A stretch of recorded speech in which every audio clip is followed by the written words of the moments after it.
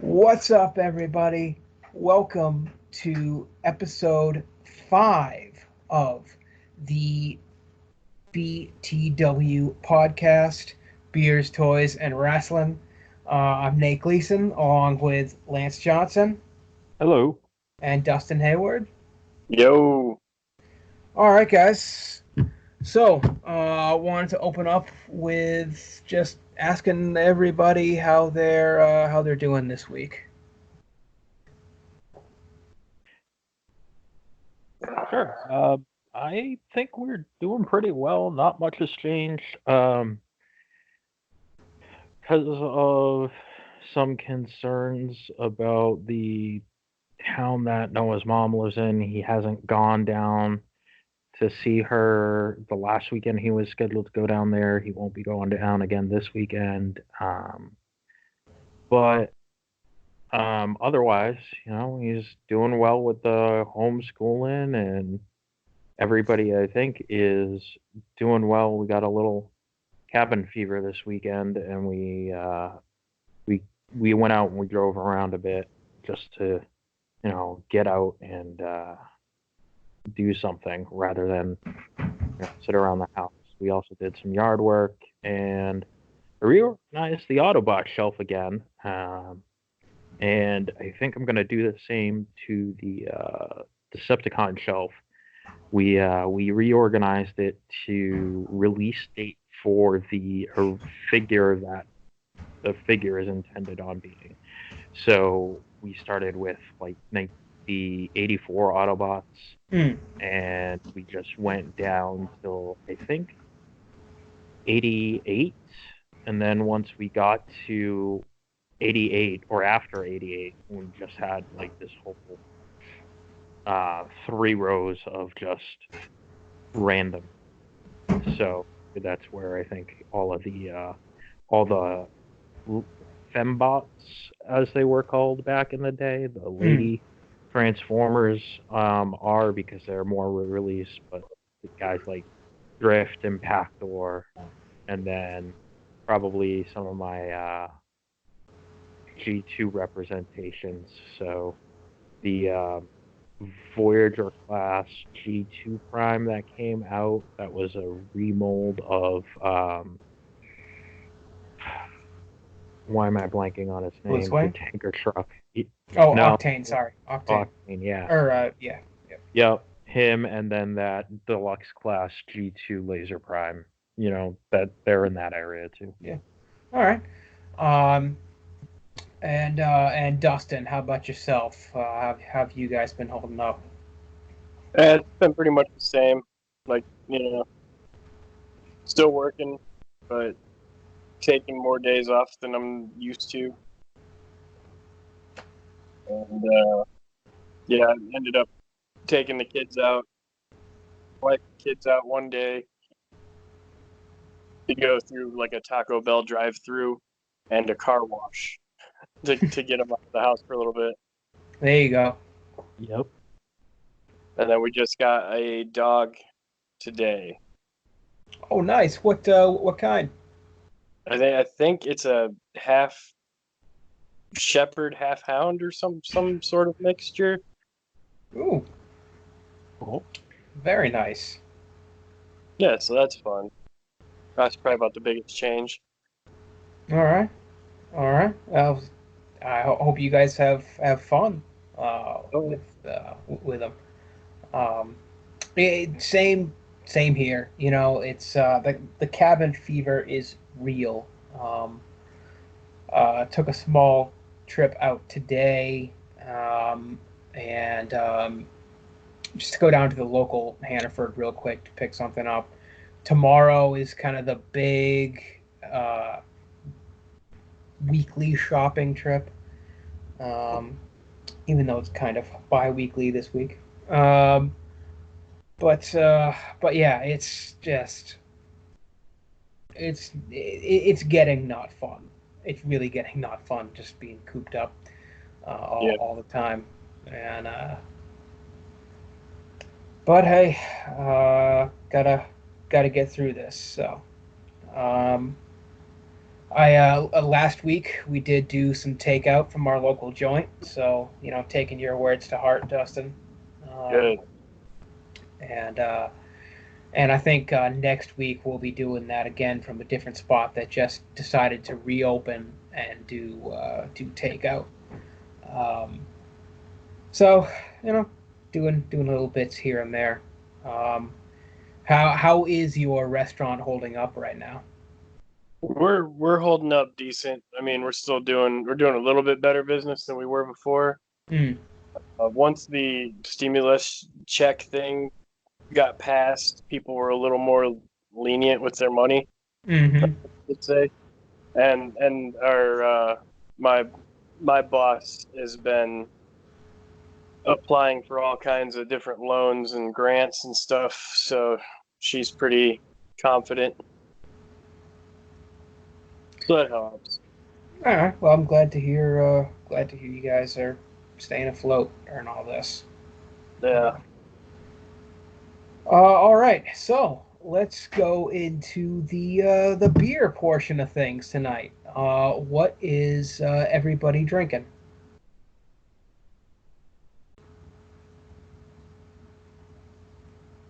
I'll let you guys go. I'm just drinking unsweetened iced tea tonight and getting all kinds of wild. All right. How about you, Dustin? I'm riding the Lance train because I don't feel so great, so I just got a big bottle of water. Oh, okay. There we go. Stay hydrated, or are we rehydrating? Yeah, right. Yeah. Don't worry, it's not the Rona. So. All right. Well, I'll tell you. So I picked up something new today on a recommendation from a bartender friend called Screwball Peanut Butter Whiskey,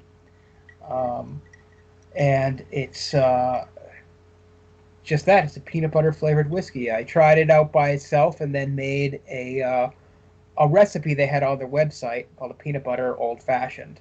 That sounds awesome. That's Yeah. awesome. So here's the thing. I was expecting it to be a little more, kind of have those salty, savory flavors that you'd get from peanut butter, of course.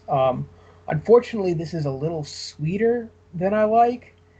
Now, in the old-fashioned recipe, you mix it with a high-proof rye, so that helps tame it down a little bit. But yeah, I was really kind of expecting more of a fat washed um, whiskey flavor, something that isn't so sweet.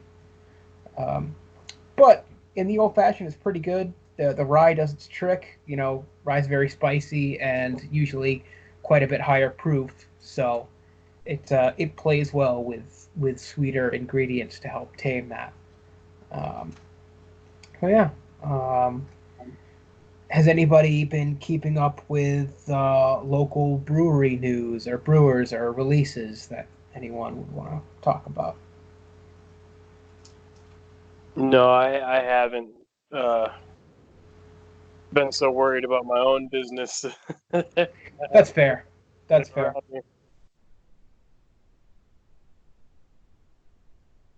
Lance, how about you? Anything that you've been keeping on top of? I haven't been keeping on top of breweries and things. Just kind of, trying to get through stuff right now.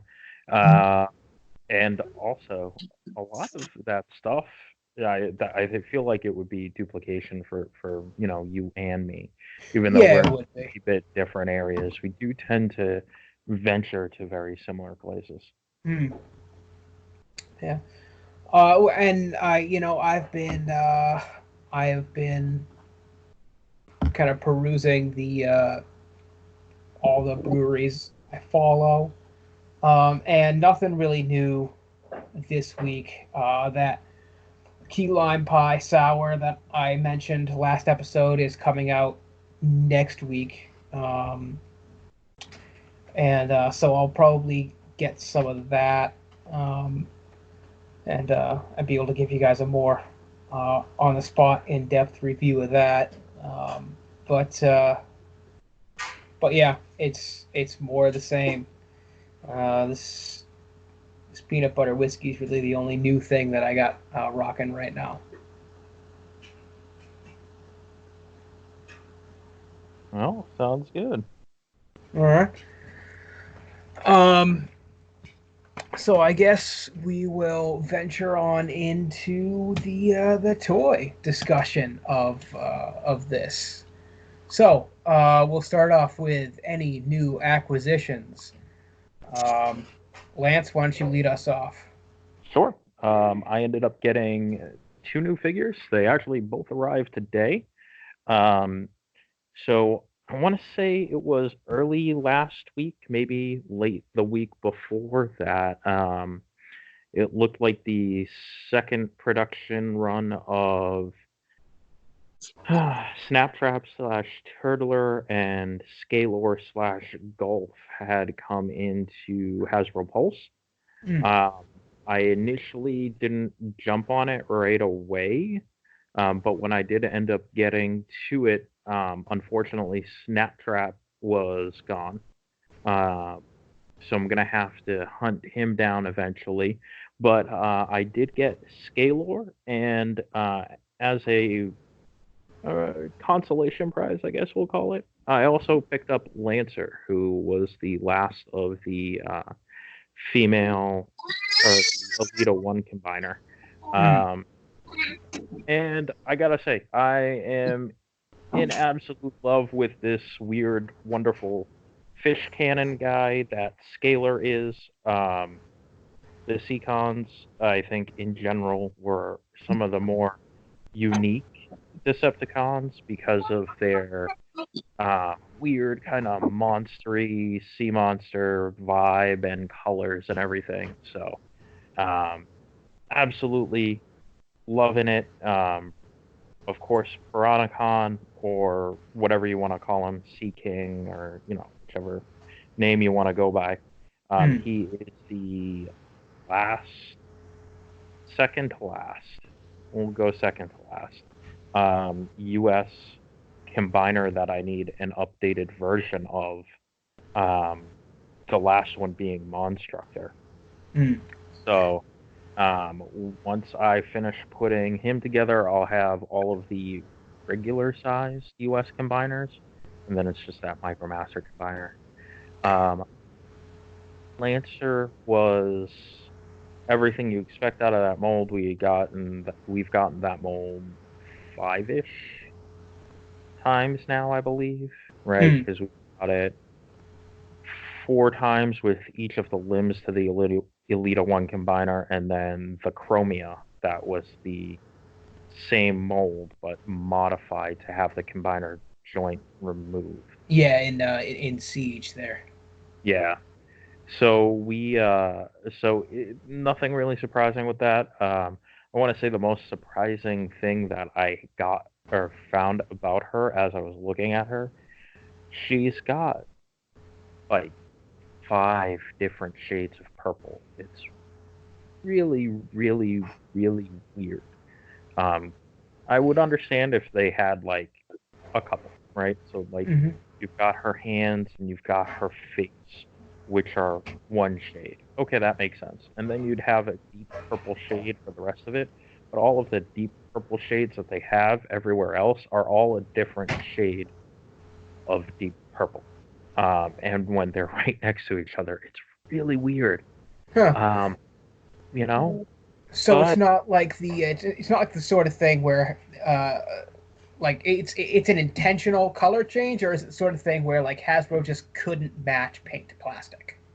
I think it was, well, part of it's not being able to match paint to plastic, right? Yeah. So you've got paint on her hands and her face, and then you've got paint on her chest. The paint on her chest and on her waist. So the paint on her chest and waist are supposed to match the deep purple plastic. But those two paint shades, like her chest is one shade, and then her waist is another shade, and then you've got her thigh. So from the thigh to the knee, that's another shade of purple. Then if you look at her in combined mode, she's got purple, quote unquote, streaks coming down the side of her canopy. Those are actually more of like a maroon. So the way I likened it to Noah is, well, actually, I think it was Noah's idea, actually. He was like, it's like they went out back and were like, all right, we want to put purple on this spot. Just put purple on it. And they're like, well, we don't have enough purple to make everything the same shade. And somebody just came back and said, I don't care, just put all the purple on. All right.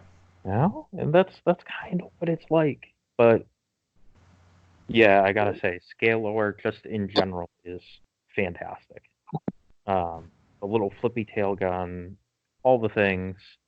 I love his ridiculous fishy cannon mode. Fishy cannon mode, I think, is my favorite thing ever.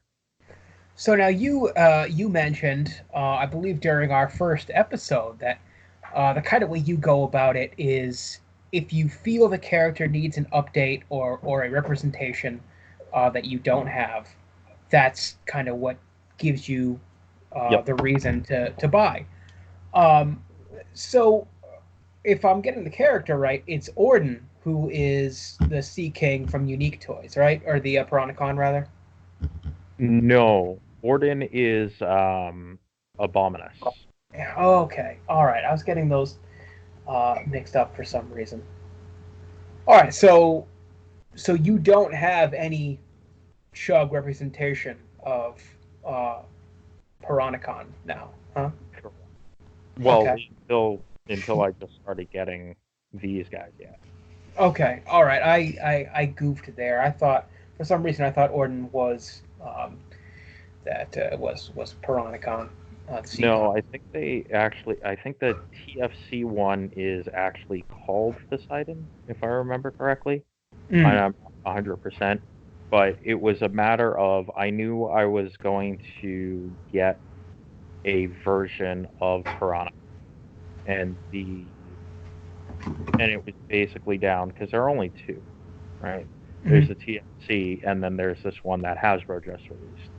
So I was going to get one or the other, and it was a matter of which one am I going to get. And I went on to TF Source because they were like, hey, we've got all 6 bots. And I was like, all right, well, let's take a look and see how much that is. And they're still asking like $630 for the complete set of 6, which comes out a little less than $100 a bot, which is right around what you would expect for a Chug combiner third party. But I didn't feel like spending that this time around. So this is going to end up being, there are, out of all my Decepticon shelf,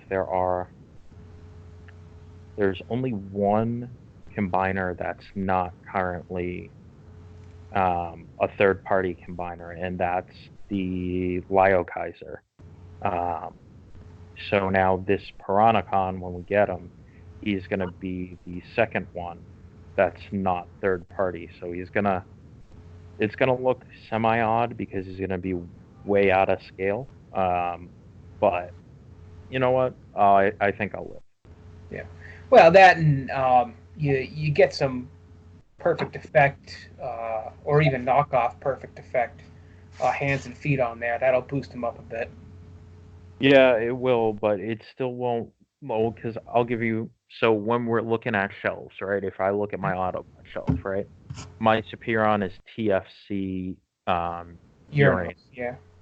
And he is my only third-party one on my Autobot shelf. For a couple of different reasons. One, I couldn't find a Defensor that I liked until the Hasbro one. 2, I didn't really want to spend a whole ton on Computron.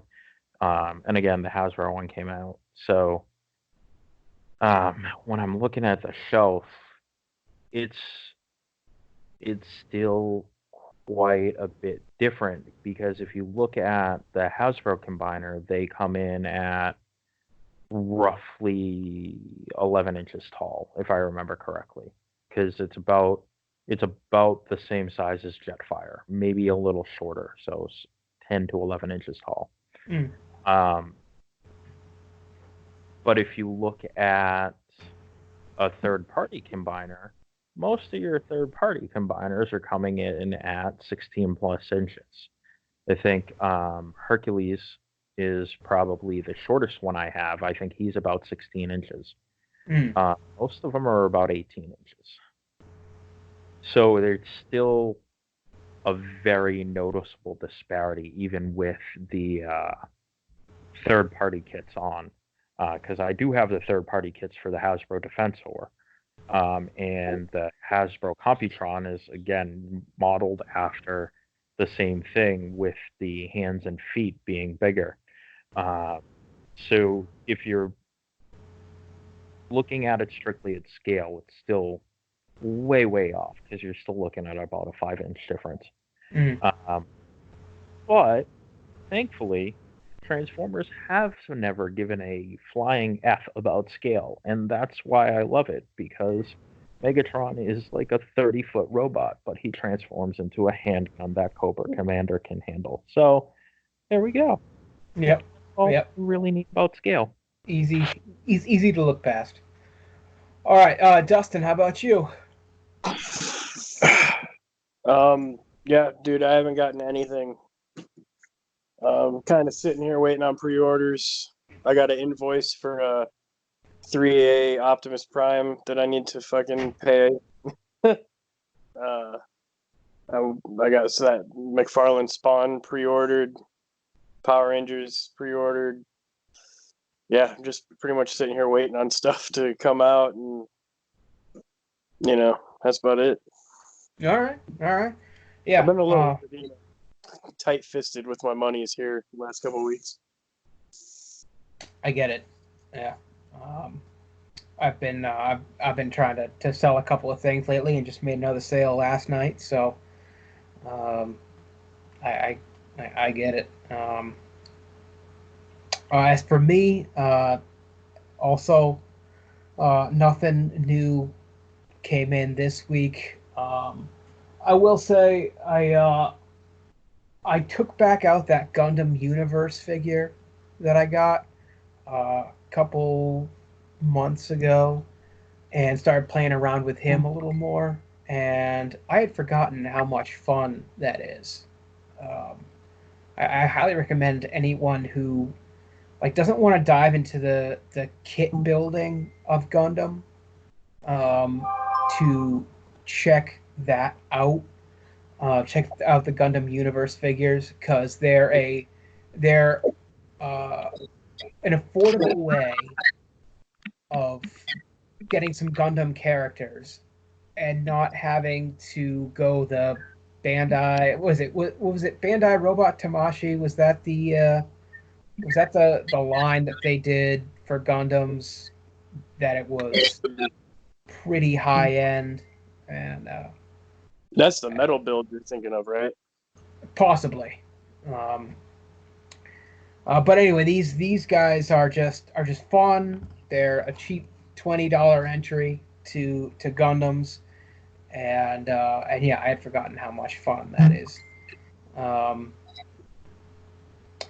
So I wanted to have a little roundtable discussion here, and Dustin, you kind of began to touch on it with pre-orders, but you're definitely getting what you've wanted.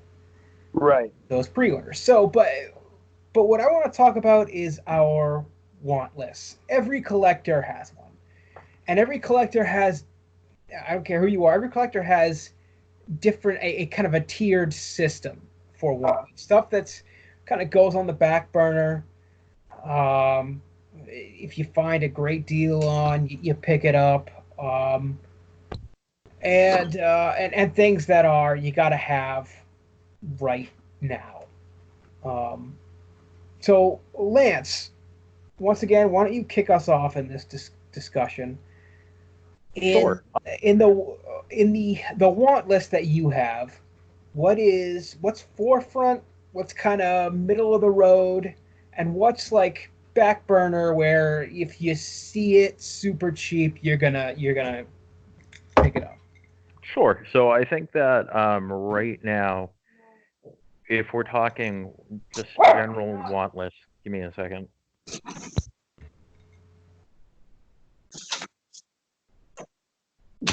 If we're talking general want list, I think that the thing that's on my want list is still the thing that's been on there since they did the fan vote to determine who the next Titan was going to be, Titan class figure, years ago when Triptychon won. But my vote was for Scorponok, and that is my priority, because that'll complete my collection of city bots. I've always wanted to have all 4 major city bots. Technically, I do have the G1 Scorponok. I do have the G1 Metroplex.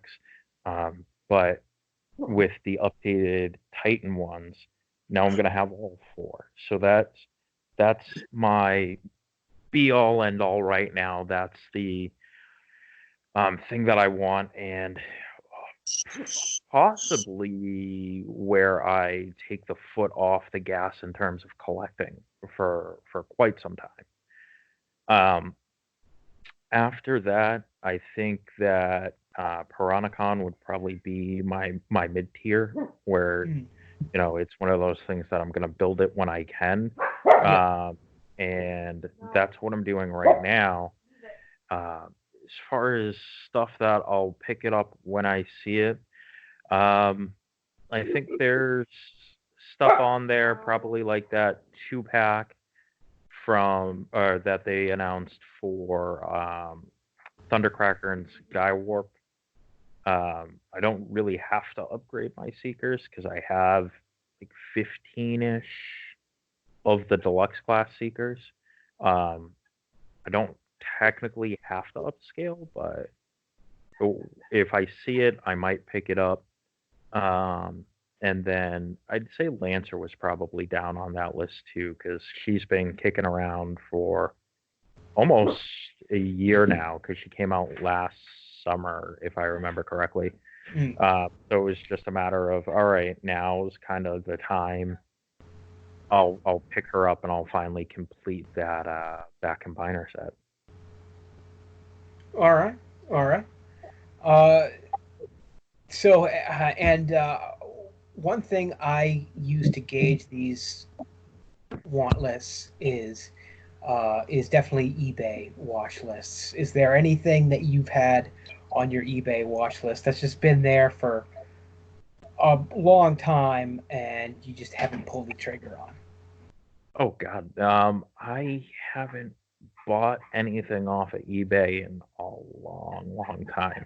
I try not to go back to too much of the older stuff. And I think we've talked about it on here before. I really enjoy a lot of the older stuff that I have. Yeah. And I enjoy seeing a lot of the older stuff, and when I go over your house, for example, I enjoy seeing the older stuff and messing around with it. But I try not to collect it, especially stuff like G1. And I know somebody's gonna somewhere just be like, "What?" But if you look at a Transformer from 1984, you can't play with it. It's something that at this point is 36 years old. You're potentially gonna break it, and then it costs an arm and a leg to replace. And I know this is weird considering the number of third-party combiners that I have that stay on my shelf. The exact same thing. But at least if something happens to that, I can go out and I can replace it relatively cheaply. But yeah, I can't buy a lot of the older stuff. Even the stuff that I look at and say, oh man, I have some sort of emotional connection to that, because I personally can't justify spending the money on something like that. is in danger of, getting destroyed and then have to replace and going down that road. All right. No, I totally get that. Dustin, let's kick this one over to you.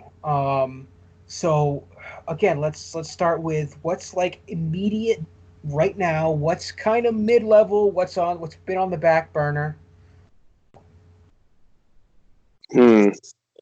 Immediate right now, I mean, as far as I know, is all stuff that I have pre-ordered. Yeah. Like the stuff that like was like priority to pre-order. On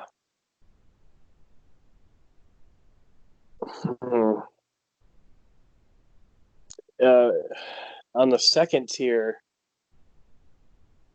I don't know. Maybe some Marvel Legends if I see them. Ones that I didn't actually pre-order, but if I see it in a store, I'll pick it up. The Masters of the WWE Universe figures. Mm-hmm. I've been trying to not buy them, but I want them so badly. And now that they put out the Series 3 is going to have an Undertaker, I'm going to have to grab that one at least, if nothing else, because I buy all the Undertakers I see. Well, don't forget making sure that you get the Castle Grayskull ring, too. It's so cool, isn't it? It really is. I saw it at Walmart the other day, and I'm like, and I was looking at it, and I'm like, this is ridiculously awesome all at the same time. Yeah, like I've seen it a couple times, and I'm like, man, you're gonna regret it when you don't buy it and it's gone. But I can't seem to like actually put it in my cart. It's pretty cheap, right? Yeah, it's not bad. It's like $20, I think, maybe 25. The figures themselves are like 15. I mean, it's a super cheap line to get into, considering most lines. But yeah, I know somebody else that we talked to was really excited about getting into that line. I think he wanted. They did one that was updated version of He-Man, basically, and I forget who the WWE character was. Probably John Cena. But he was really excited about finding them and jumping in. And I think the first wave's only like 4 figures, right? So they only do like 4 figures per wave. I think the He-Man is Macho Man. Okay. Pretty sure. But yeah, dude, they're great looking. And you have like Rey Mysterio's Stratus or whatever. Yep. It's so good. All right, and how about continuing on like the back end. So the back end is a bunch of stuff that when it was released, I have no way to afford. Like when it was released, it was like, well, that's way out of my fucking league. But I would still try to, if I had the money to do it, I would grab them today for sure. And one of them is the TFCC icons, because I love the way that looked. Mm. Yeah. And what's the one? Was it Make Toys? They did Pandanus, the big Scorponok. Yeah, Super that one. I love the look of that thing. It's incredible looking, and it wouldn't scale with anything I have, but I would put it by itself somewhere. Like I love the super stylized, the almost G1, but could be its own like G3, sort of. Yeah, and I feel sort of thing. Sorry, go ahead. No, that was it. Oh, I was just about to mention. I feel like with Make Toys, and we can touch on this in kind of like the news section after. I feel like the Pandanus and the Metroplex. Which wasn't that called? Utopia. Utopia, yes. I feel like those were really underlooked Make Toys releases. Like they're just, you don't hear them discussed too terribly often. Right. And actually, Utopia scales with Titan class Trypticon better than the Hasbro Titan Class Metroplex. Yeah, who'd have thunk you'd want a smaller Metroplex? Right. But they'll fight head to head. I mean, they make a great little display if you have both of them. Nice. And how about your eBay list? Is there anything that's been on there for ever and a day that you just haven't gotten around to pulling the trigger on, or anything like that? Not really. I don't use eBay often. Mm-hmm. I usually use it for accessories. Yeah. So, like, I have Hot Toys Armored Batman from BVS. And the biggest shortcoming of the figure is that he didn't come with the Kryptonite Spear. Okay. So, for like $20 on eBay, I got a 6-scale Kryptonite Spear for him to hold. So, like stuff like that. I was looking for a cloth wired cape for my Mandalorian figure. But I hadn't found one with the price that I wanted to pay, and like not waiting 2 months for it to get here. Fair enough. Yeah, that's pretty much, it's little stuff like that's what I use eBay for. I usually buy stuff in the groups. Yeah, and that's same here. So as for me, my immediate really want it now wish list is for more of the Earthrise stuff, because I'm digging it so much. I'm being very cautious about when I actually go out to retail, so that's why I haven't seen much of any of it. The things that I do want to kind of check out are always sold out on Amazon. I'm hoping, within the next couple of weeks, they're going to see restocks there. Amazon is kind of where I go to more for that current retail stuff. But yeah, Scorponok is one I can't wait for. Astro Train was my very first G1 Transformer that I got. I was probably 4 or 5 when I got him. Right on. And it was just a hobby shop purchase. I was born in '87, so I kind of I came along after all that. Same here, brother.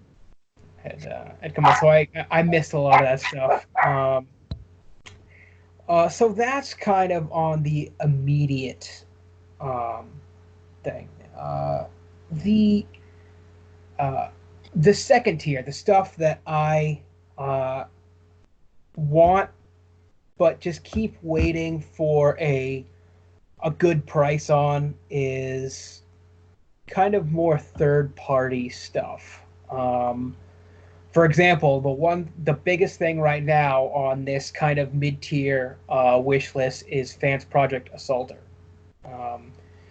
because his price keeps roller coastering, and it just always seems to happen. A great price comes around when I've, of course, either bought something else, don't have the money at the time. It's happened twice this past year, and it's just one of those things where I feel, looking at the curve, I feel like if I just wait a little longer, he'll probably come down a little bit again, and then I can strike. Another one on that list is the TFCon exclusive Constructo Core.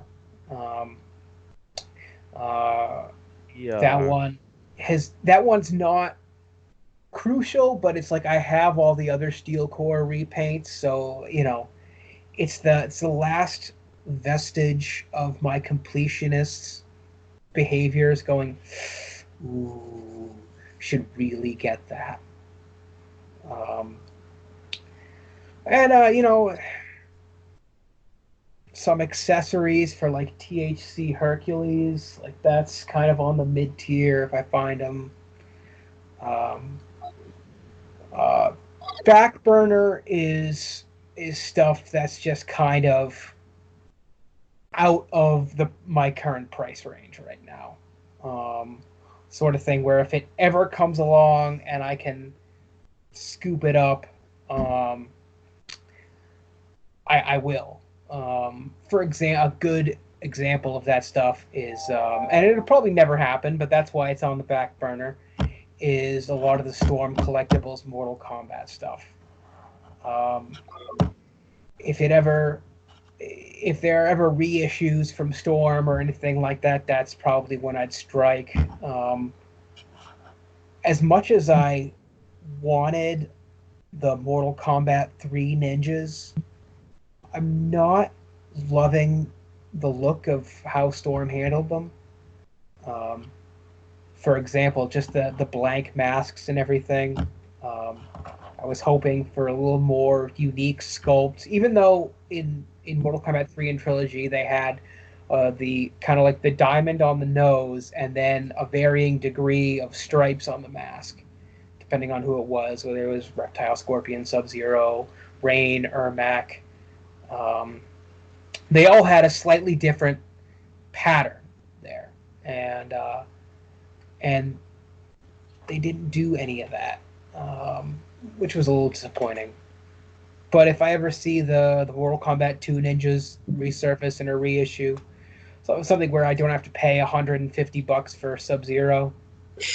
Good luck with that, man. Oh, I know. Believe me, that's just, I am just praying for that. Right. I got spoiled in my Scorpion, my initial introduction to the line, because it was from a giveaway on one of the groups. Right. So that's how I got introduced to the Storm collectible stuff. And I was not expecting to love it as much as I do. I mean, you can get a Baraka pretty cheap comparatively. Yeah. Dude, if you can manage a Goro or that Shao Kahn, like those figures those are intense, especially Goro. Goro is a masterpiece. Yeah. He always seemed good. Another thing that kind of bounces back and forth between back burner, like third tier back burner, and sort of mid level, are what Lance mentioned, some of the older stuff. Not all the way back to G1, because, as Lance said, if you break it, trying to find replacements for some of that stuff is difficult. What I'm talking about is more along the lines of the Unicron trilogy stuff, Armada, Energon, Cybertron. I have an infatuation with that. Me too. Those lines. And so one of the biggest right now, and I actually just missed a good deal on one of these figures because I wasn't too quick on the draw, is the Cybertron Menasor. It is, you look at it and you go, what is this piece of shit? And, right. And the reason why I like it so much is because of its gimmicks. It has a mini-con gimmick, which is fun, but it's a breastmaster essentially. It's a fun figure. It's a mash between a breastmaster and a heartmaster, and because you can throw that little mini-con right in its chest, and that's where it stays. Other than that, it's just like it's got no hands. It's just a flip gimmick and a drill gimmick, and the alt mode is like, it's like Cybertron Metroplex. It's like, okay, this is a robot laying down. Right. So that's on the back burner. Just stuff from those lines. Man, if I find the mini con for him, I'll hook you up. Okay. Because I have. Yeah. As long as I can figure out or find the mini con that he goes with, we can talk about a deal or something. Yeah. That would be great. He's, like I say, he's on the wish list. The price the guy was asking for the one that I wasn't too quick on was like $25 plus shipping. That's not terrible. No, and again, he's the sort of figure where it's like, even though again, there's a curve to his pricing. It goes up, it goes down, it goes up, it goes down. Right. It's just one of those ones that I wouldn't ever want to pay too much for, because he's unique, but he wouldn't fit in with anything in my collection. but it's because of his uniqueness that I'd love to have him. Yeah, that happened with a lot of the Unicron trilogy stuff, though. Yeah. Oh, I mean, you know, the Energon and Scorponok and Cybertron, Dark Scorponok are my stands-in for, Scorponok and Black Zarok, respectively. And yeah, I love all, and I use a bunch of that stuff. I say it doesn't fit in with my collection, but at the same token, I also use a lot of that stuff just to fill in shelves, just because it's cool. It's big, beefy chunks of plastic, and it's just cool. Right.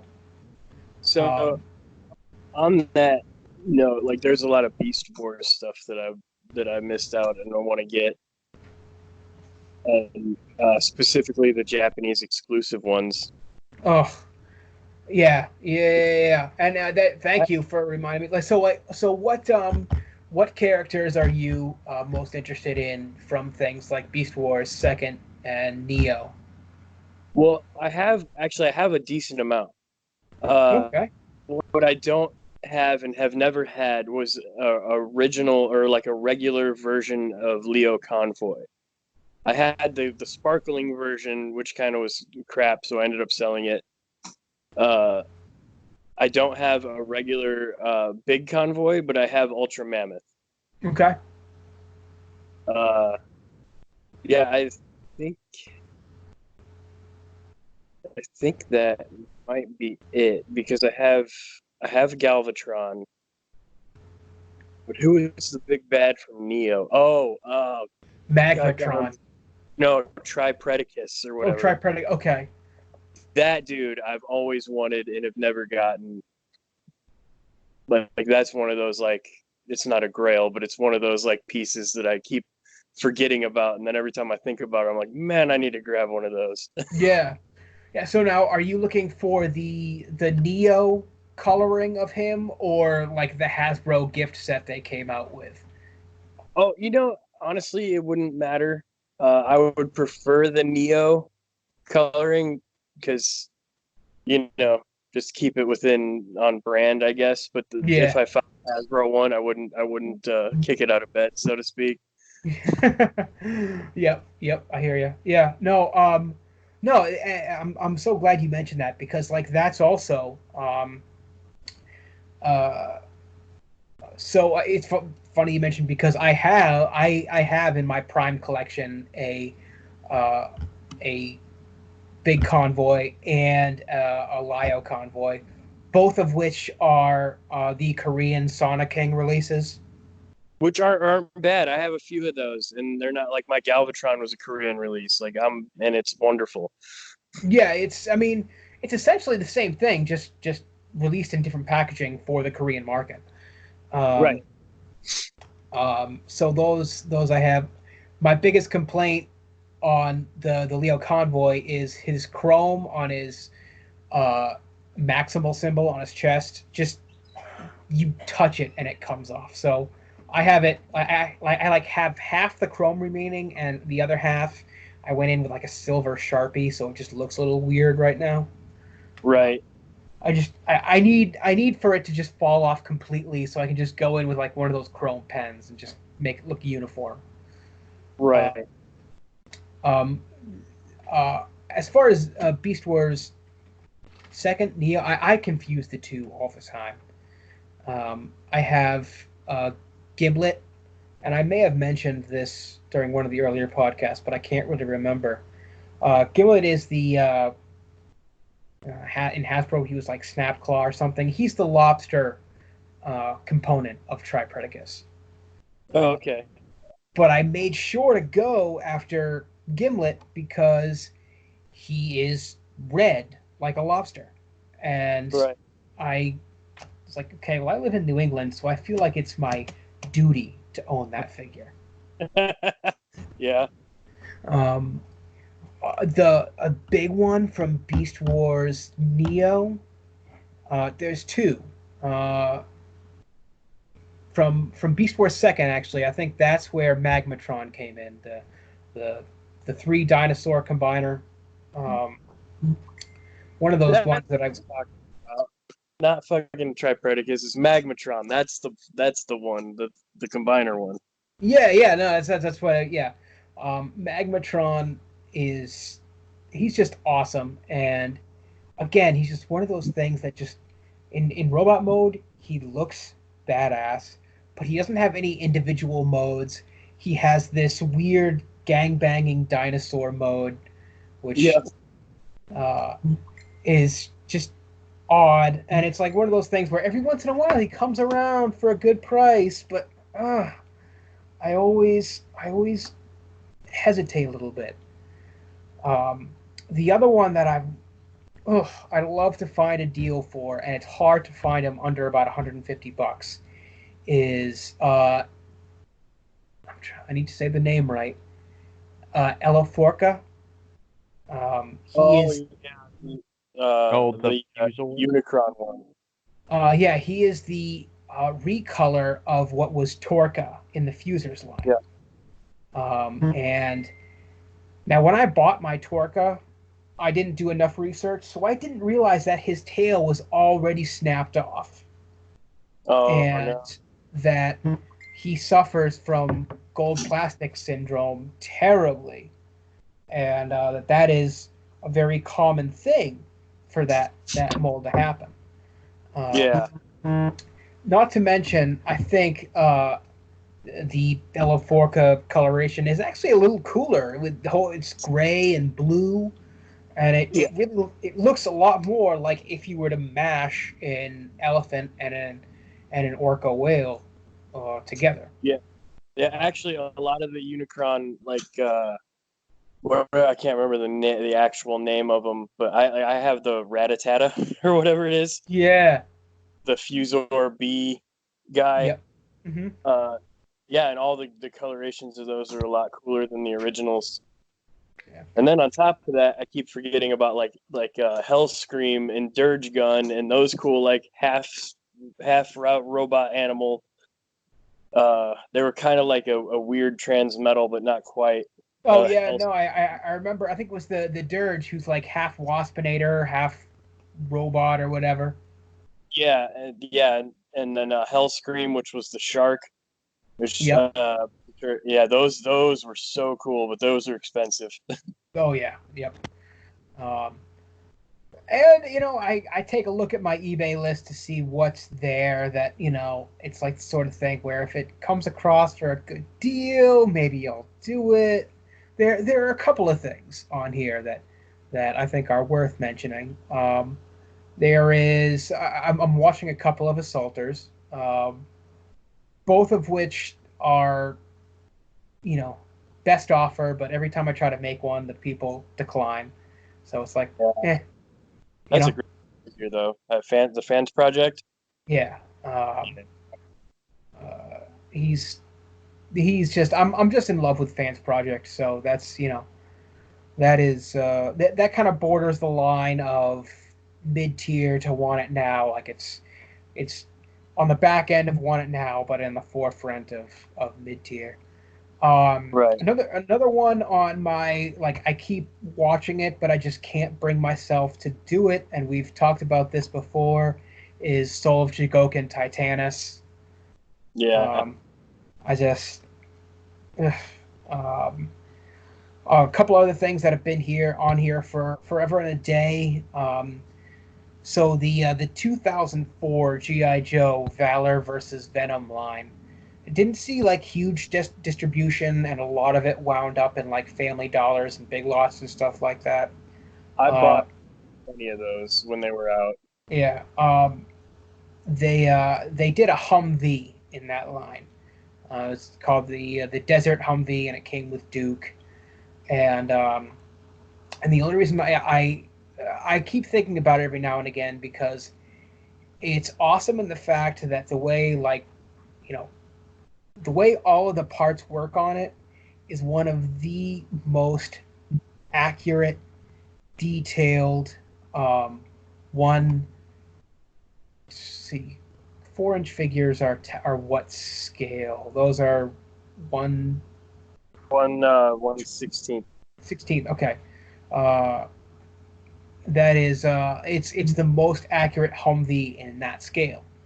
It needs a lick of paint here and there, but the way the tailgate works, the hoods work, the way that the gunner's position works, it's just the most accurate representation of a Humvee. And the Hummer H1's my absolute dream car. Sorry, it's 1/18. 118. Okay, yeah. I don't know why I couldn't remember that right now. But yeah, that's been on there. The Star Wars Action Fleet TIE Defender. Even back in oh god, when was it? It's probably 96, 97 when these things came out. Even that those toy lines were not immune to end of line syndrome, where the last couple to come out saw terrible distribution and are just horrible to find. So that's where I kind of roll in on that front of things. Is there any news going on in the toy realm that anyone would want to touch upon? I don't think any news per se right now. I would say that the only thing that I would point out, if you haven't seen it already, Nate, Mike, he works from home on a regular basis. He's a good guy. He's got more screens on his computer than he needs. So I'm pretty sure he has one that just actively scans YouTube all day. Mm-hmm. And he sent me a review from Prime versus Prime for Earthrise Skylinks. Oh yeah, that is and I'm lumping that in with all the Earthrise stuff that I want. But yeah I need to I need to check that review out. Yeah, it was a usually sometimes it's weird how certain things put you off from certain people. Mm-hmm. Prime versus Prime is not my favorite YouTube reviewer by any stretch of the imagination, and I believe it's because the first video I watched of his, actually I know it's because the first video that I watched of his was a review of Earthrise Hoist. Mm-hmm. I knew I wasn't getting an Earthrise Hoist. I wasn't really worried about it. But he started off the review saying like he wasn't familiar with G1 and he doesn't understand why this figure is the way that this is or the way that they designed this particular thing. And he just started like trashing, like, how Hoist has those weird wings on the back of his arms and whatnot. Mm-hmm. And admittedly, from a toy perspective, it's annoying and it sucks. But like he just kept going on about it. But from a design perspective, like they did that to make him more G1 accurate, which is fine. But yeah, just not knowing a lot about the character. He didn't do research into it, and I was just like, it generally turns me off. So I let his video play, but I had it on mute, so I didn't have to hear him. I have the exact same complaints with him as you do. Like he just doesn't know his material that he's reviewing, and he's a relatively small channel, if I'm not mistaken. And yeah, he's not very good. Yeah, like he asks for like all this sort of copywriting stuff at the end of his videos. That's just, it's YouTube, man. The way he carries himself in his reviews, I agree. It's just it's kind of a turn off. Yeah, I mean it's weird. Like I know people have different things, and it's probably, and everybody's a little bit different, but yeah, I don't know. He's not my favorite, but at least to see kind of the Earthrise Skylinks for the first time, kind of in someone's hand, and get a real good idea of how it scales. And man, that figure is so good. There's so much more to it than just what we've kind of seen in pictures when you're watching it, and that's what excites me. That figure is just so good. I can't wait for that figure.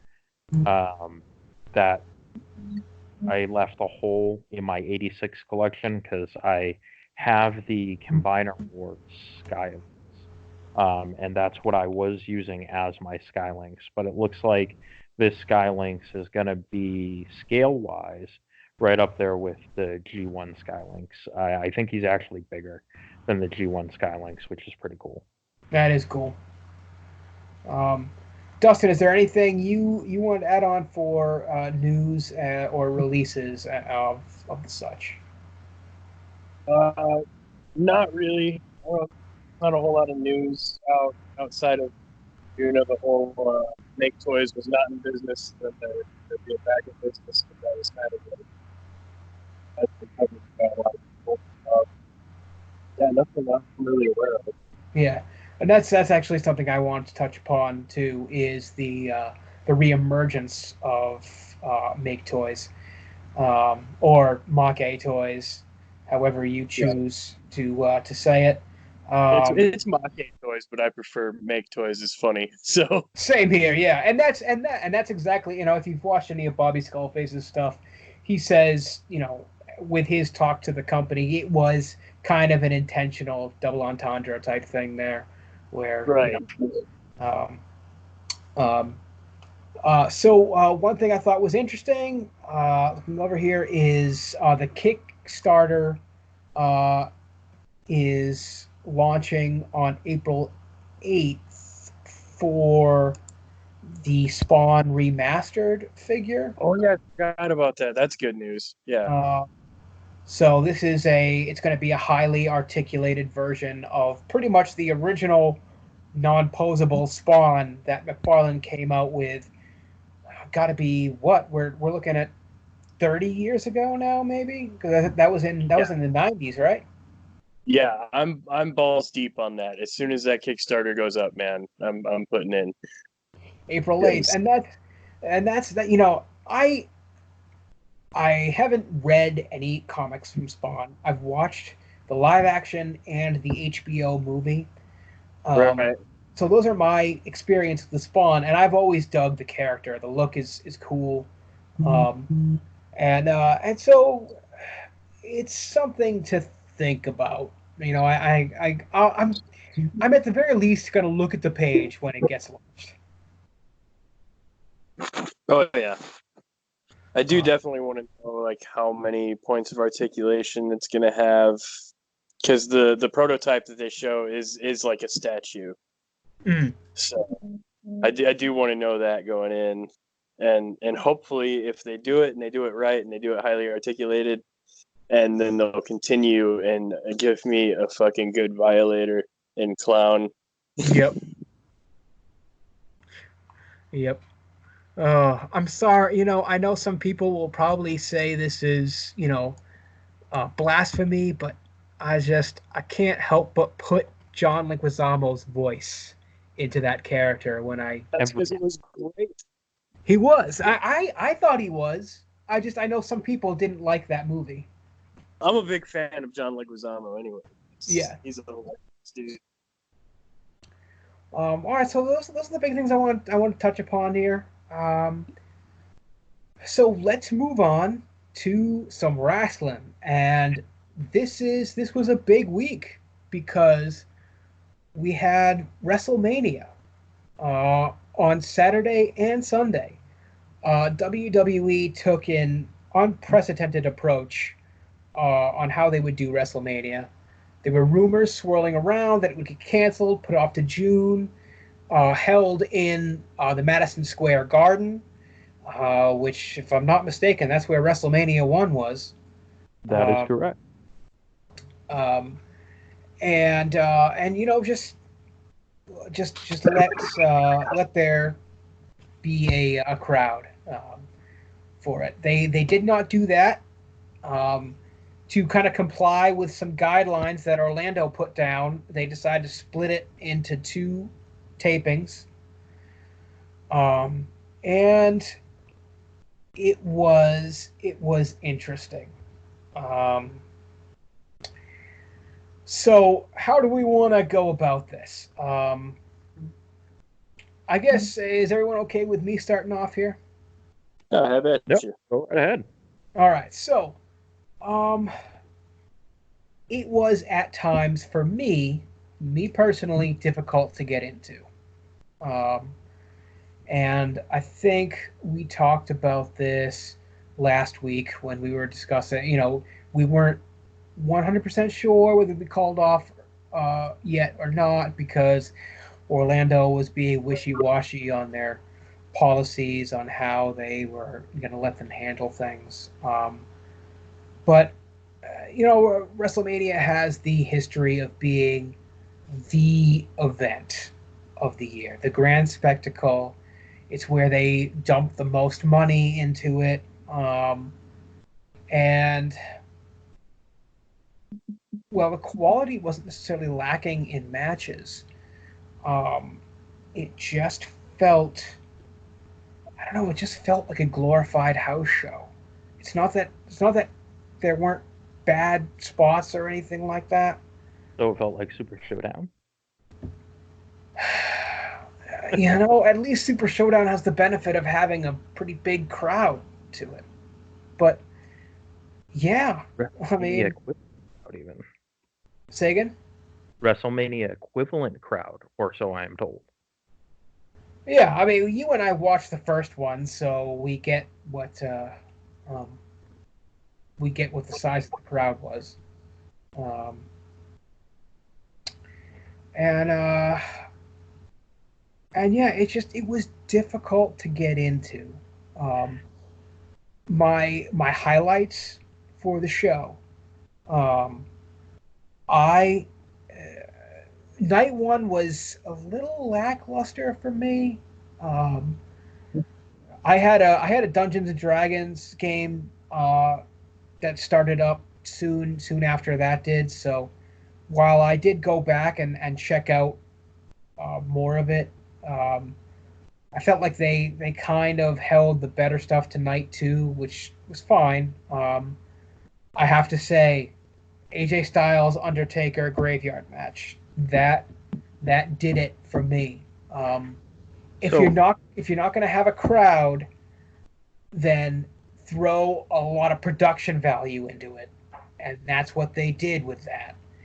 And it came, they brought back the American Badass Biker Undertaker, which is a gimmick I've been wanting back for a very long time, because there really wasn't any evolution in the dead man Undertaker that he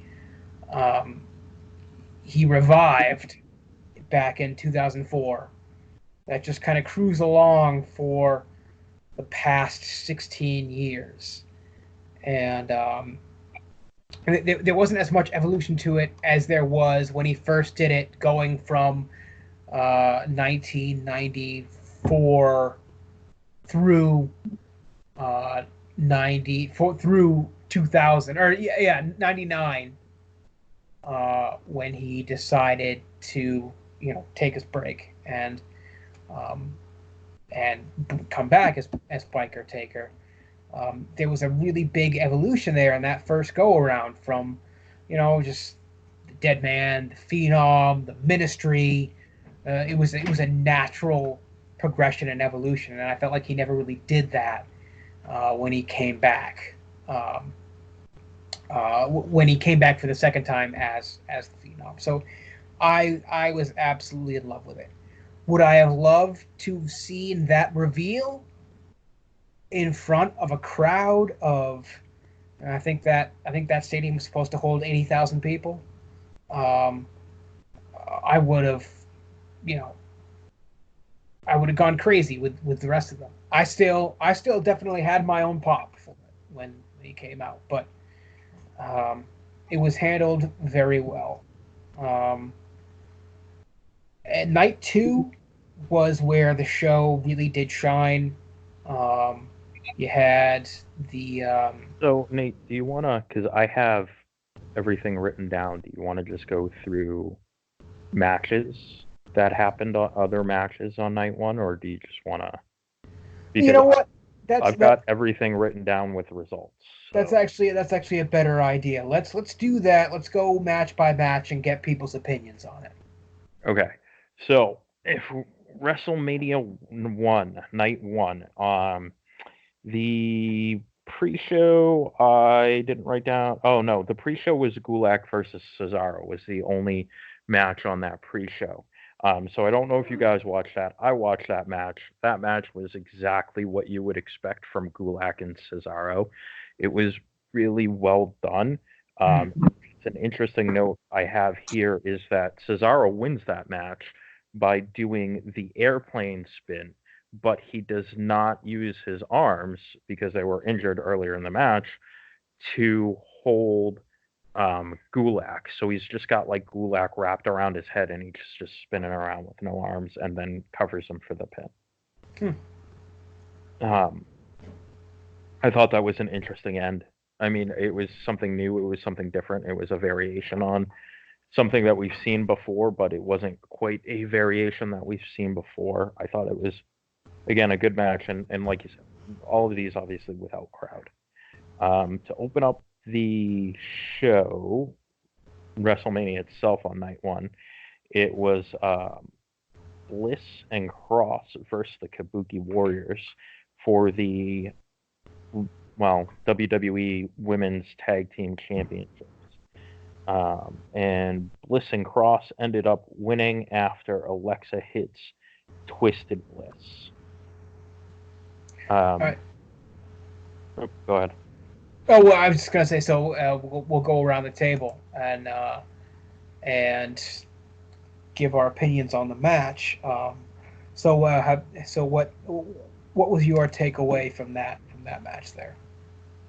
I thought the match itself was good. I think one of the interesting things to kind of watch is sort of the evolution and we'll call it second coming, I guess, of Asuka and Kairi Sane, where they are playing more Japanese style heels right now. Yeah. They're very animated. They've got almost an anime quality to them. And just from where they started out when they got together with Paige to where they are now. And again, I think we talked about this last week. Foreign heel gimmick, typically not a huge fan of the foreign heel gimmick. But they are doing it in a way that is A, making sense, and B, I think is working. So has it been sort of an overnight sensation, almost like Asuka was when she got to NXT? Not quite, but it's been a good build. Let's see. Yeah, and go ahead. And I feel I would agree with you that like the foreign heel gimmick. Now, when I think of foreign heel, I think of someone who's kind of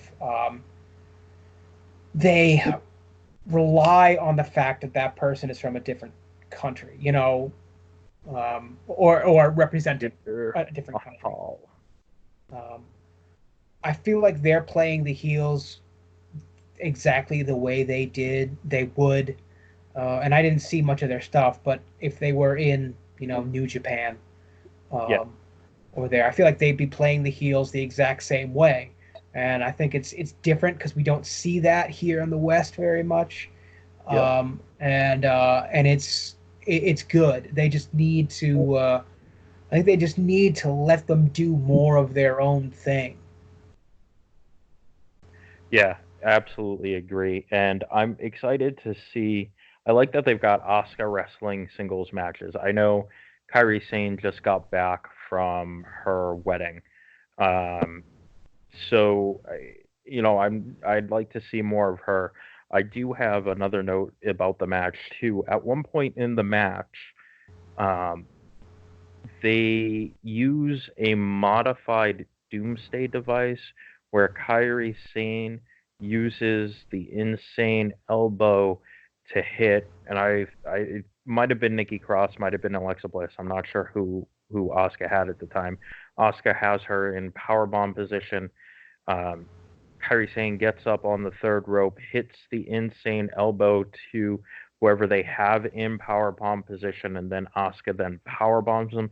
So it was almost like a modified Doomsday device, and man, that was just an awesome combo. I personally think that probably should be a finisher. It just looked amazing. Yeah, and as I recall, that's the first time I've seen that. So it could have been the sort of thing where they were just testing it out, see if they could get the spot right.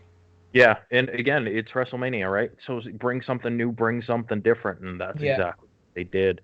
The other note here I have too is that we have not had, since this all started, we unfortunately have not been blessed with Corey Graves on commentary. He was on the pre-show, but we got JBL with Michael Cole on commentary, which and that's a whole other thing. I'm very upset about. So that's going to be a running theme throughout the night, but yeah, I don't. JBL is kind of like Jerry Lawler. Like, he's not my favorite. I think I liked Jerry Lawler more when I was 13 than I do now. But that's a different thing. Yeah, that is. We'll get into that in a little bit here. But Dustin, did you get a chance to watch the show? Oh yeah, I watched it. Alrighty, so how about you give us your opinion of this match, and then Lance, you go into Baron Corbin after he's done, because I'm going to take a little pause here. Sounds good. My thoughts on most of the matches were it was okay. There's 2 matches during the whole thing that I hated. There was 2 matches that I loved. A couple were, on the verge of being great, and then everything else was just okay. All right. So yeah, I mean, one. that's it wasn't pretty much bad. It was a decent match. It wasn't bad. With the crowd, it would have been way better than it was. Oh, I agree. Especially that modified Doomsday device spot. That was great. People would have popped. All right. So let's go ahead. Let's move into the next match. The next match was Corbin versus Elias. I think this is one of those where I thought Bliss and Cross versus Kabuki Warriors. I thought that was a good match. This match was an okay match. It wasn't great. It wasn't outstanding. They had storyline built into it. But when Elias, the only couple of notes I have, the only note I have on the match itself was that Elias wins the match, but he does not use the drift away when he wins the match, which I thought was very interesting, especially because if you look recently, we haven't seen a lot of Elias wrestling. Right. And I don't know if it's because he's got some sort of nagging injury, or they're just like, hey, your promo is so good, just go do the promo. Because he is a fantastic promo. Yeah. But yeah, it was okay. It wasn't anything to write home about. Again, I think, Elias gets the rub from Corbin being so hated, and I think that Corbin is really, really good at his job. Yes.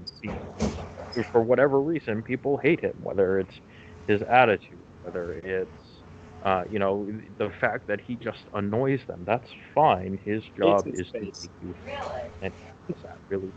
I mean, did they say how many copies of that there were? Or? Did you have any other thoughts on Corbin Elias?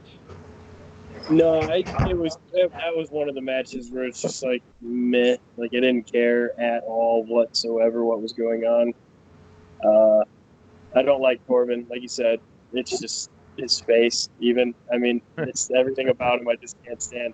I do like Elias though. I like his character. It was just it was like a filler. Yep. Yeah. Yeah, I very much I did not like Elias for a long time. But I watch NXT, so I saw Elias doing his character in NXT, and I was not he wasn't quite there yet, and I think he's one of those situations where his character was better suited for the bigger crowds.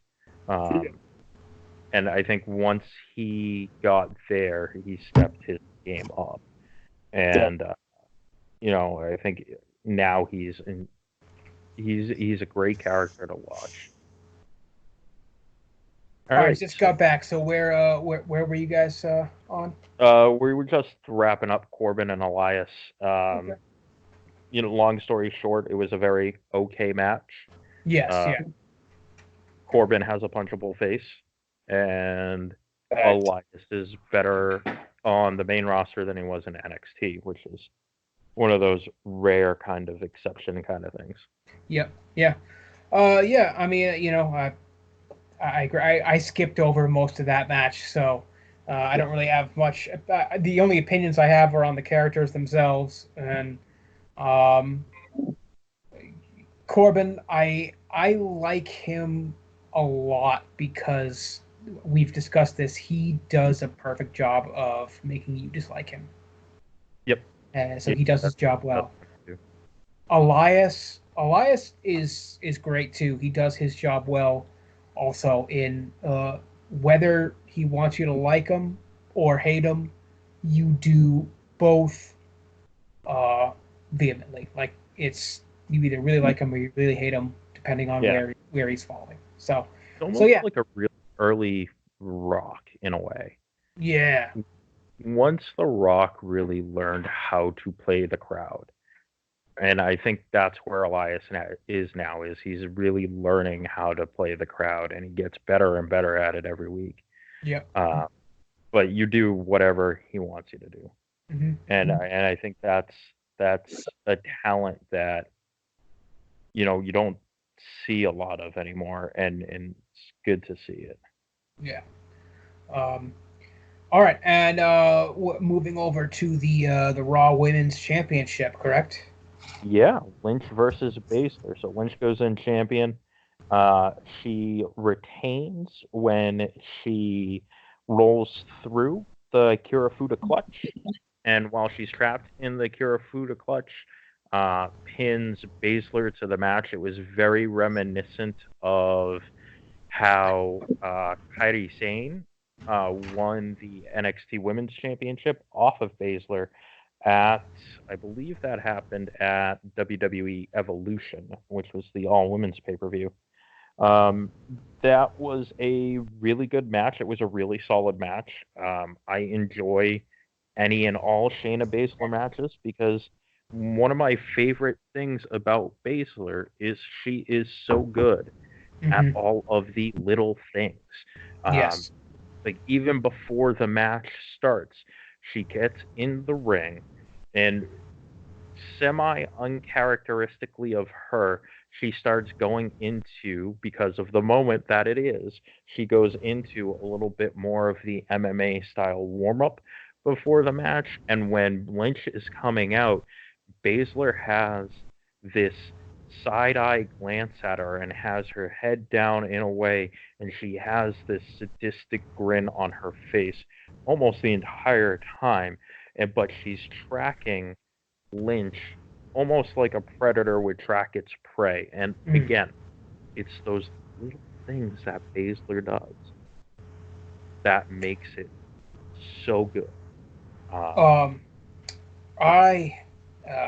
One of my favorite spots, I believe it was Baszler who did this during the match, was a very inventive kind of double underhook power bomb into an armbar setup. That was one of the very impressive spots to me. Yeah, I mean, they're both obviously submission specialists. The match doesn't end in a submission, but has a submission involved in the end. I believe that Baszler did that point or did that double underhook into the armbar right. And she also, it was at the time that she attempted the disarm her, because I know she also attempted to disarm her on Lynch as well. You kind of, using the person's own signature. Yeah, I mean, she got in. She got that on at some point. I think that was a different spot because the way Baszler did this, it was like she was setting up with what would have been a double underhook powerbomb, but then kind of threw her off and they just went into a regular armbar. Yeah, and it was impressive. Yeah, she's fantastic. Dustin, what did you think of that one? Yeah, that was another one that was like it was a decent match. I like Becky Lynch. Anyway, yeah, it was decent. I'm not hateful. All right. After that was the Intercontinental Championship match. Sami Zayn and the Artist Collective. Zayn was facing Daniel Bryan along with Drew Gulak at his side. The biggest things that I have here. So Zayn ends up winning and retaining with a haluva kick when Bryan is in midair, which was a fantastic spot and a great way to end the match. But the biggest thing about this, and this is actually for me a theme for WrestleMania, is if you listen to everybody in that match is jaw-jacking in some way. And it's very reminiscent of kind of how it should be. And I think here, because they're not playing to the crowd, I think you see a lot of the WWE homegrown talent. Not all of it, but a lot of it over the 2 nights of WrestleMania. They tend to still focus on playing to the crowd and do things for playing to the crowd, whereas the guys that have the indie experience aren't playing to the crowd. They're kind of playing the character more completely and actually playing more towards the camera by saying, just those little barbs here and there, all of the jaw-jacking and stuff like that, and just hearing that back and forth, that makes it sound a little bit more natural, makes it seem a little bit more real. I think that this match is where that really comes through.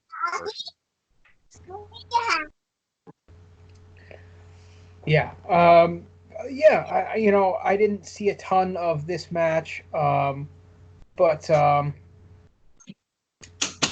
yeah, I mean, I did see some of that. It was good all around. It was pretty good. Dustin, how about you? Yeah, I dug that one, man.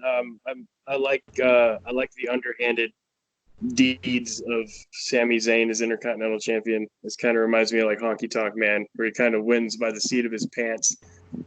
Yep. Yeah. It's nice. It's fun. I'm very happy to see Sami getting the positions that he deserves. I mean, he was awesome in NXT. He was great. After Lance introduced me to NXT, he was one of the first people that I started to pay attention to a little bit when I started watching. And I think I'm glad that they have him in a higher mid-card championship position. And I think he definitely has room to grow to become even better. Yeah, for sure. Absolutely. Sammy's great, and it doesn't matter what role he's in, whether face or whether he's a heel, or whether he and Owens are kicking the ever-loving crap out of each other. Whatever he does really well. I'm really happy that he found kind of this groove now, especially with the like shit-eating heel kind of thing, the one that's winning by the seat of his pants, cheating to win, all of that great stuff. He is absolutely killing it in this role, and yeah, he's fun to watch. All right, let's move on to this ladder match here, because this was good. So ladder match. So it's the triple threat match for the tag titles. Because The Miz was ill, they had to pare it down by half. So it was actually a singles triple threat match for the tag titles.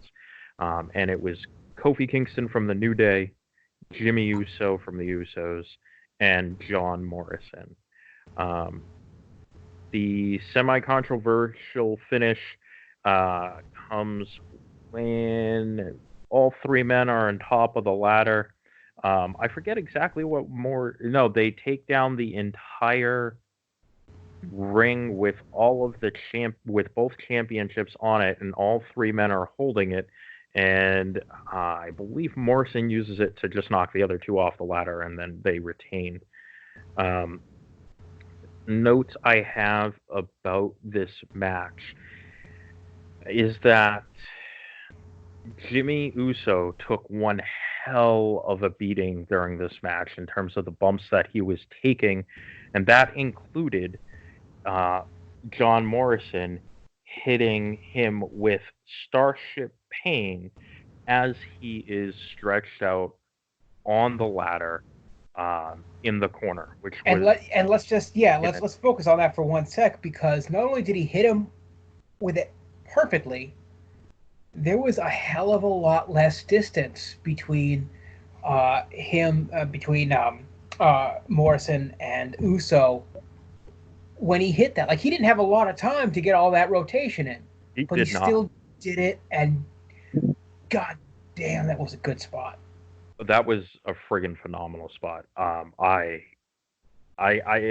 also, just in general, I don't know how Jimmy Uso survived that match.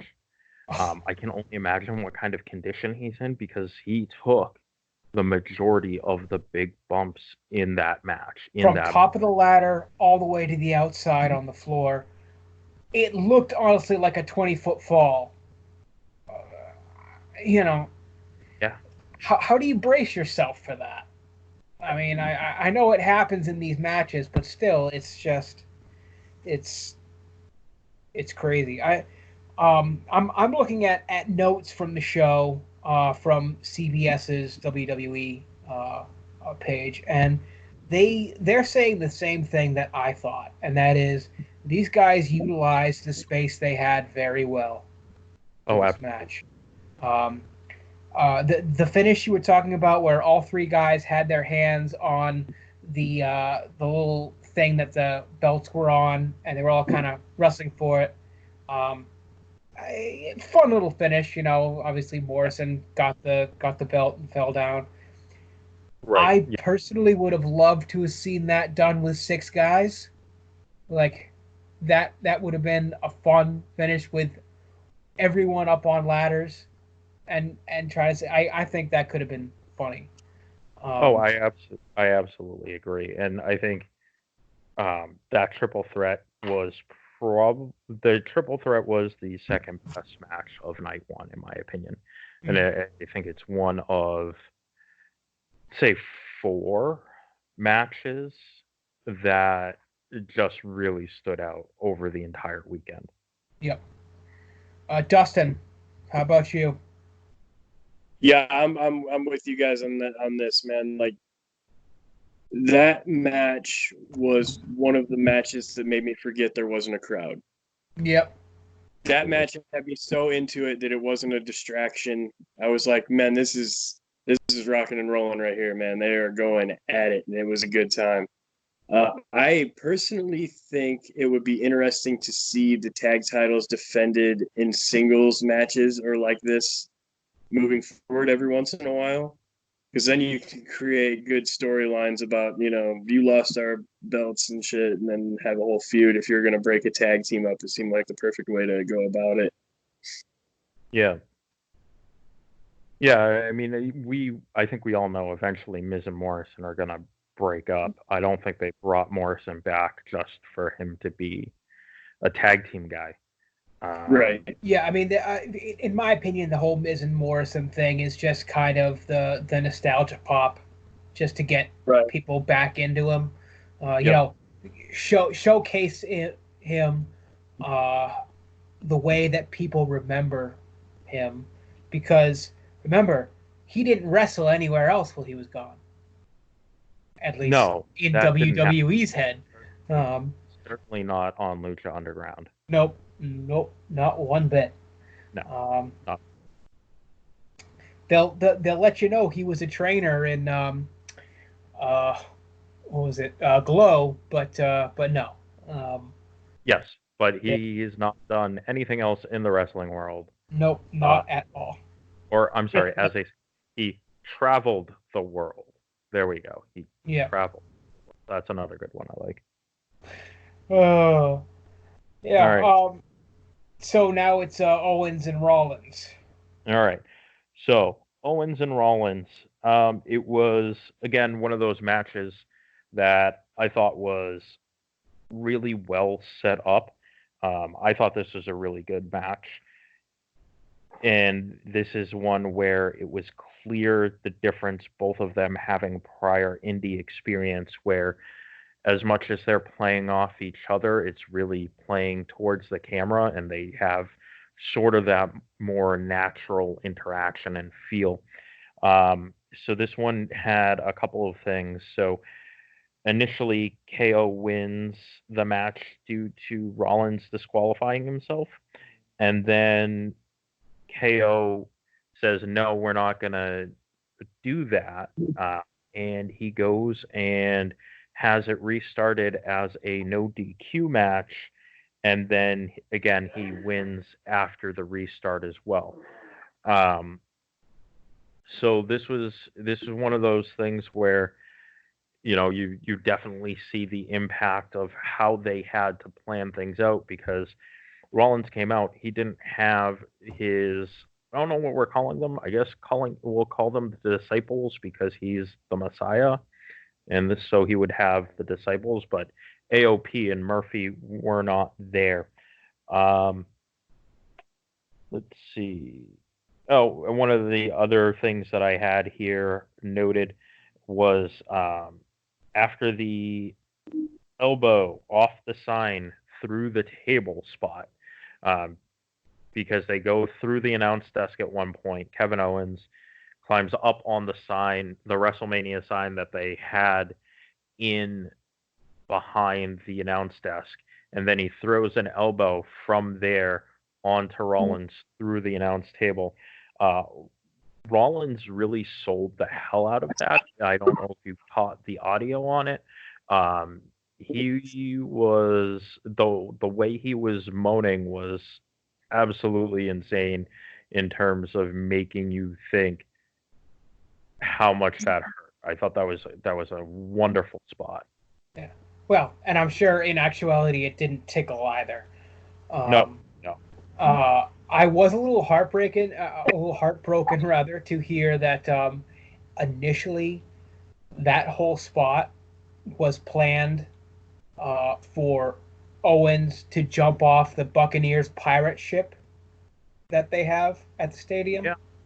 Okay. Yeah, I could see Owens doing that. That's something he would do. Oh, I would have loved to have seen that. But yeah, I really enjoyed this match, and I get, you were talking about the difference between indies and homegrown talent earlier with the Sami Zayn match. Yeah. It was definitely more apparent here. Like the two of them were putting on a show, going off each other, not what the cameras want them to see. Right, not playing to the crowd or attempting to play to the crowd. Yeah. Still. And I think the only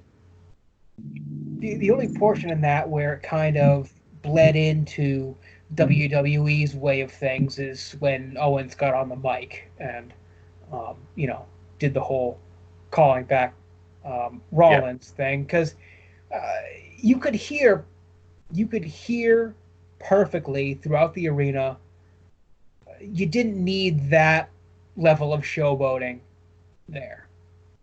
No, you didn't. But at the same time, you wanted to also make sure that the viewer 100% heard it. Now, I understand it's an empty arena. Yeah. But at the same time, you could hear, like we said, we could hear the back and forth in this match. We could hear the back and forth in the other one. But you're right. I think it's still WWE. That's the WWE point, is making sure that was 100% crystal clear into what he was doing. And I think it made sense for the story to a certain point. But yeah, overall, I agree. I don't think he needed the microphone, but yeah, it was what it was. I'm not there. I'm not. That doesn't take away from the match for me. The match was really, really well, and it was, again, the difference is clear between the indie talent. Like, both of those guys have long indie careers. Both as Kevin Steen and the heck was Tyler Black on the independents, in Ring of Honor, at PWG. It was just very, very apparent. So do you want to move on to the next? Dustin, how about we got to get your thoughts here. Oh, yeah, the Owens and Rollins was decent.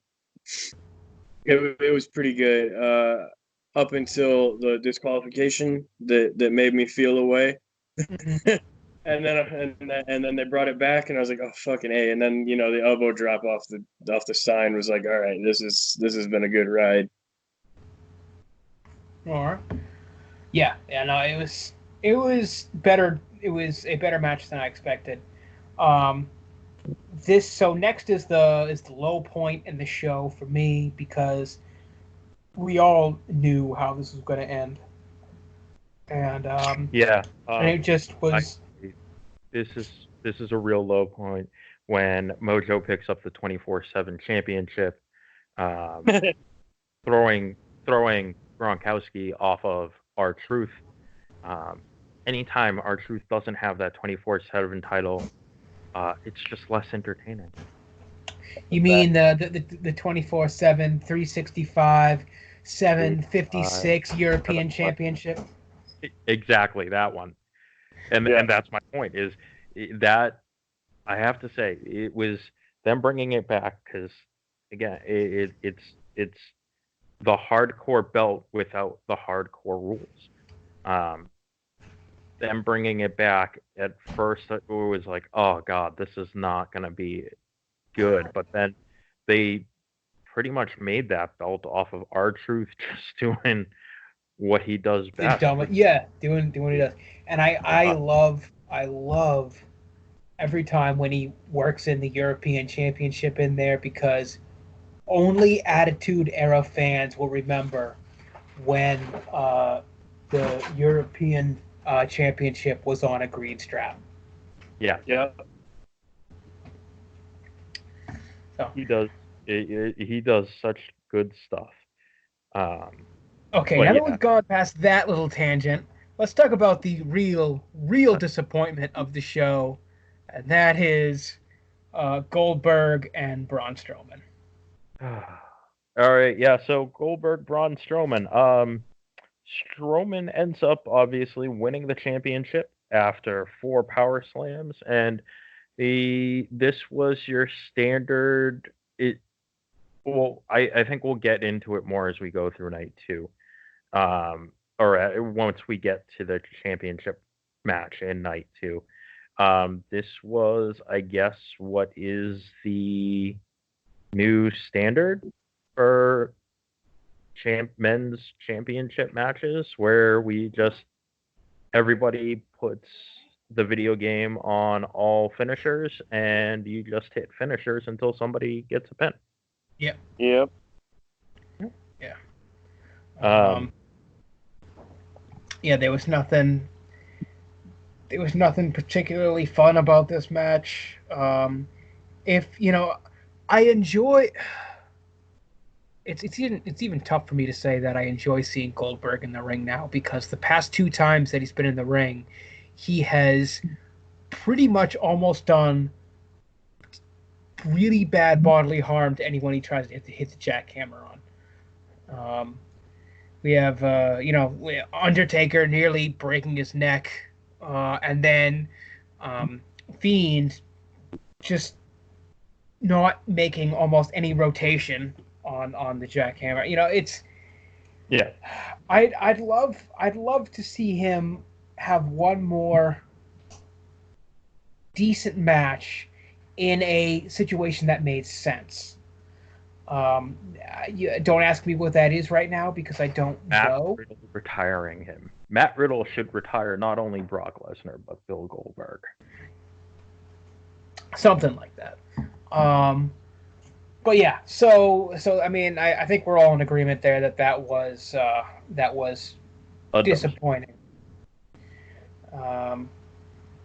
And that brings us to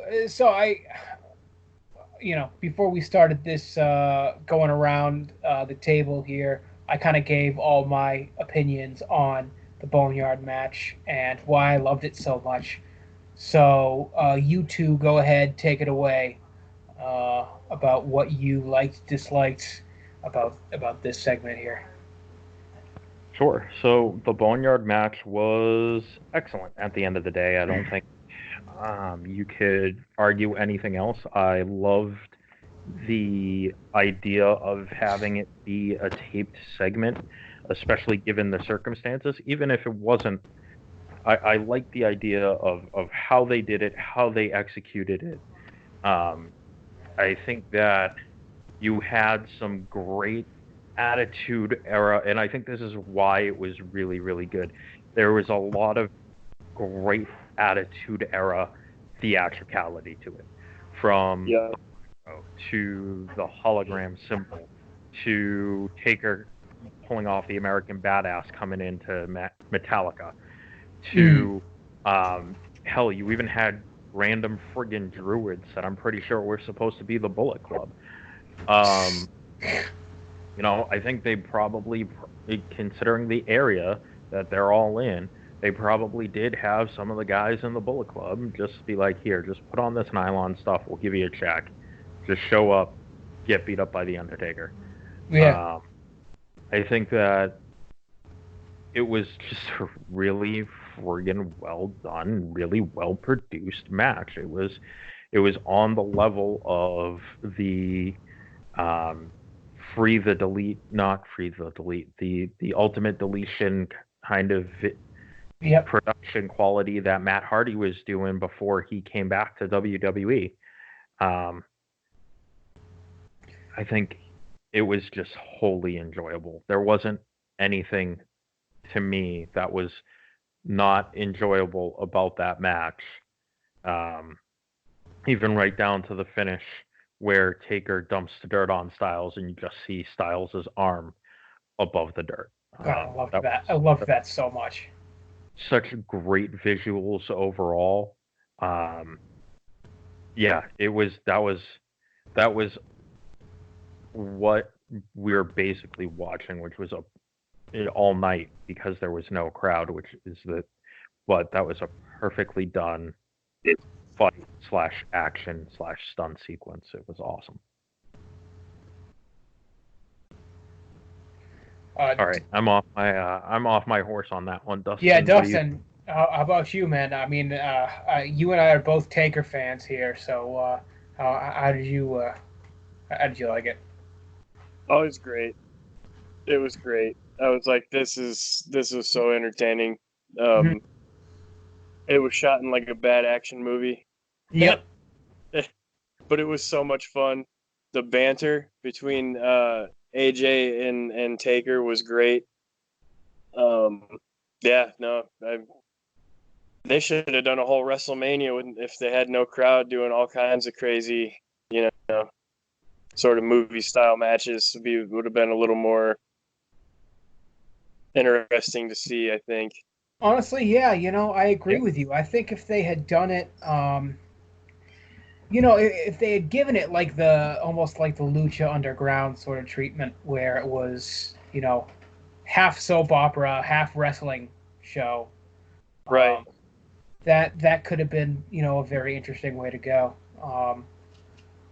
So that takes care of night one of Wrestlemania, and I didn't watch kickoff match on night two, the Liv Morgan Natalia match. Lance, did you check that out?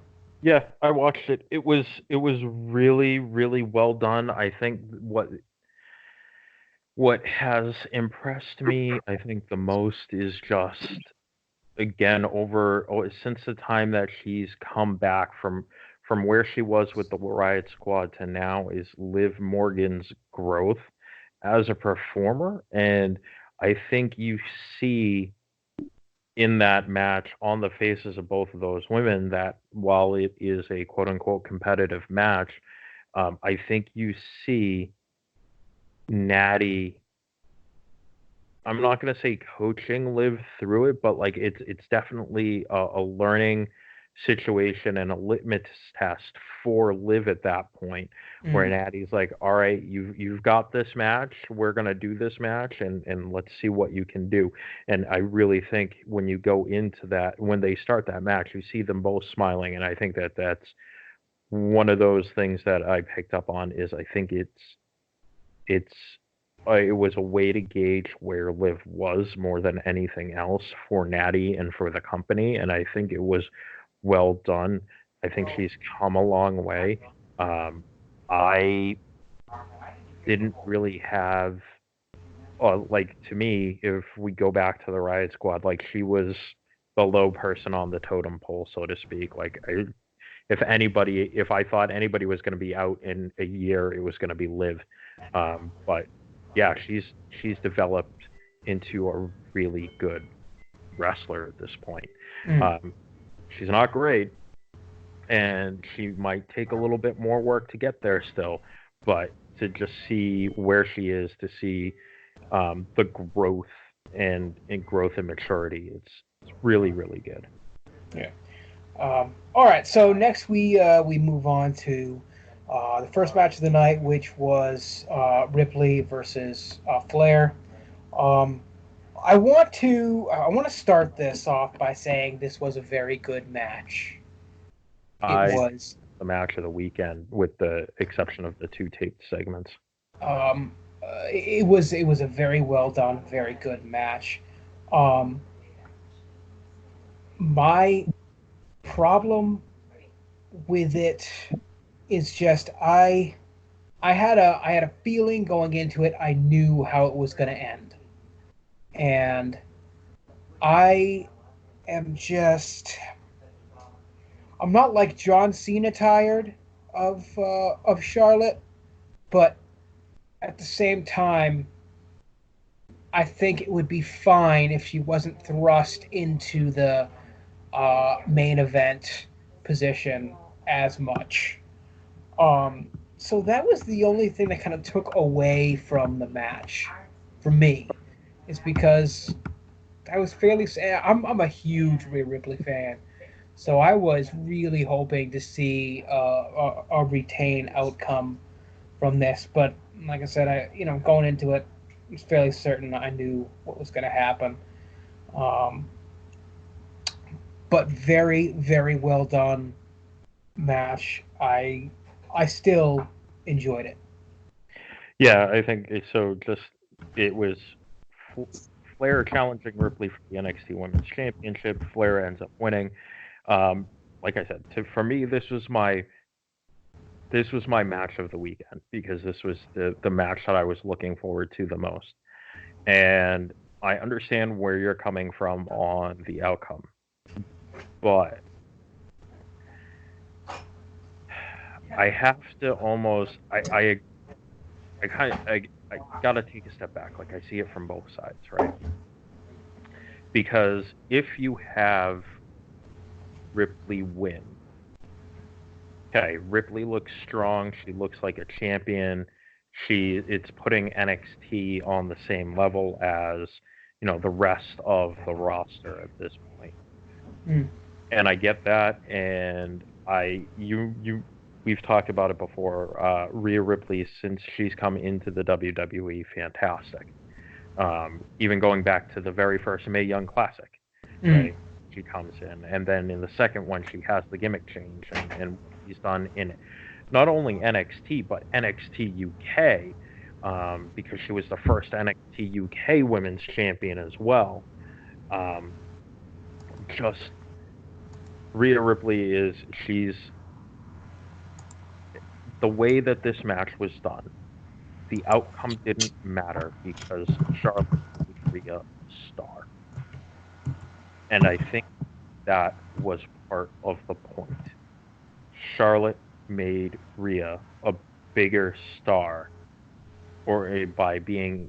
by letting Rhea showcase what she can do on this stage. The NXT title is not in that position without Charlotte Flair, right? And I think that's and I think that's a very important thing to remember is the title. Even though Charlotte walks out with the title, and we might not be happy with that outcome, the NXT Women's title doesn't make it on to WrestleMania without Charlotte winning the Royal Rumble and then pulling it on to WrestleMania and putting it in that marquee. Yeah. So I think it's actually a very good use of Charlotte's star quality, especially now that she's going to be going to NXT. Now you're going to get more eyes on NXT. You're also going to get more eyes on people like Bianca Belair.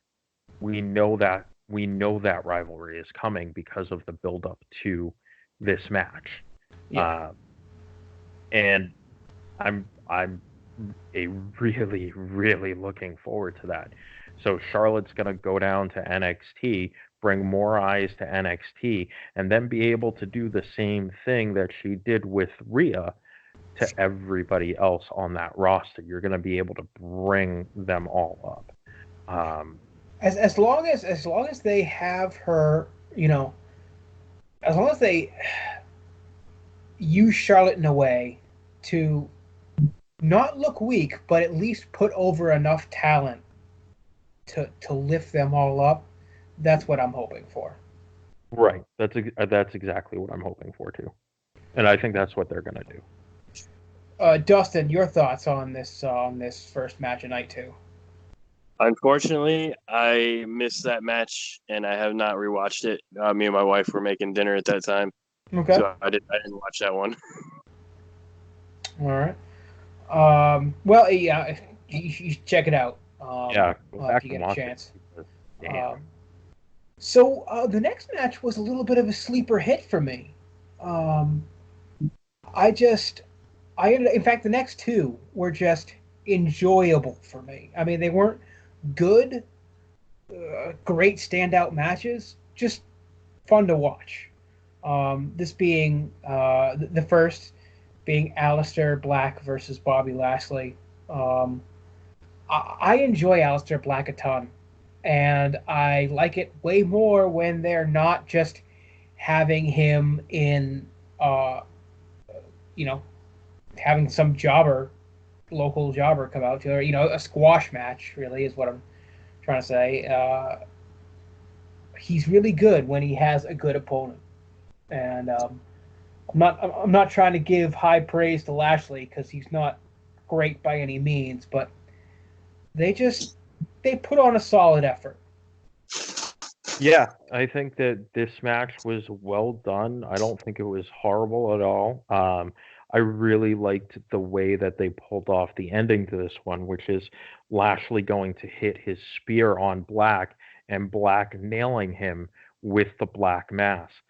That they executed that perfectly. I thought that was really well done. I didn't dislike this match at all, but yeah, it was an okay match. But like I said, that spot at the end was done really, really well. What are your thoughts on this one, Dustin? That was a good one. It was a good match, and I'm a fan of Aleister Black too. So yeah, I thought it was decent. All right. Then we go on to Otis and Dolph Ziggler, and that was your feel good moment of the night. Good guy wins, bad guy loses. Good guy gets the girl. Yeah, good guy gets the girl. But Otis Dozovich is my spirit animal. Based on his Instagram, I can never get enough of him. So much mean. And it was just fun to watch. Again, would have even been more fun if we had the crowd reaction during all of it. I think Mandy coming out would have there would have been a massive pop for that.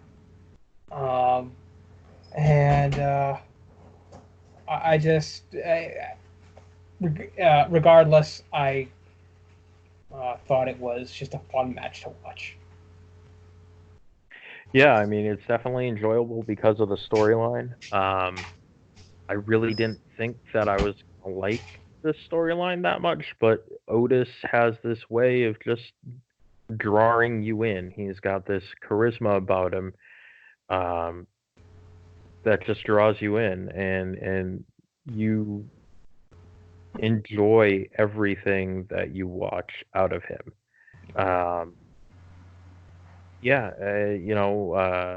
He ends up winning the match with the Caterpillar after Mandy Rose low blows Dolph. And if I remember correctly, too, this was the Dolph earlier in the match low blows Otis. But yes. They show it, and all Dolph really does is just kick Otis in the butt. It was not well executed. Yeah, it wasn't your standard low blow. But they sold it, and it was a good match. It wasn't great.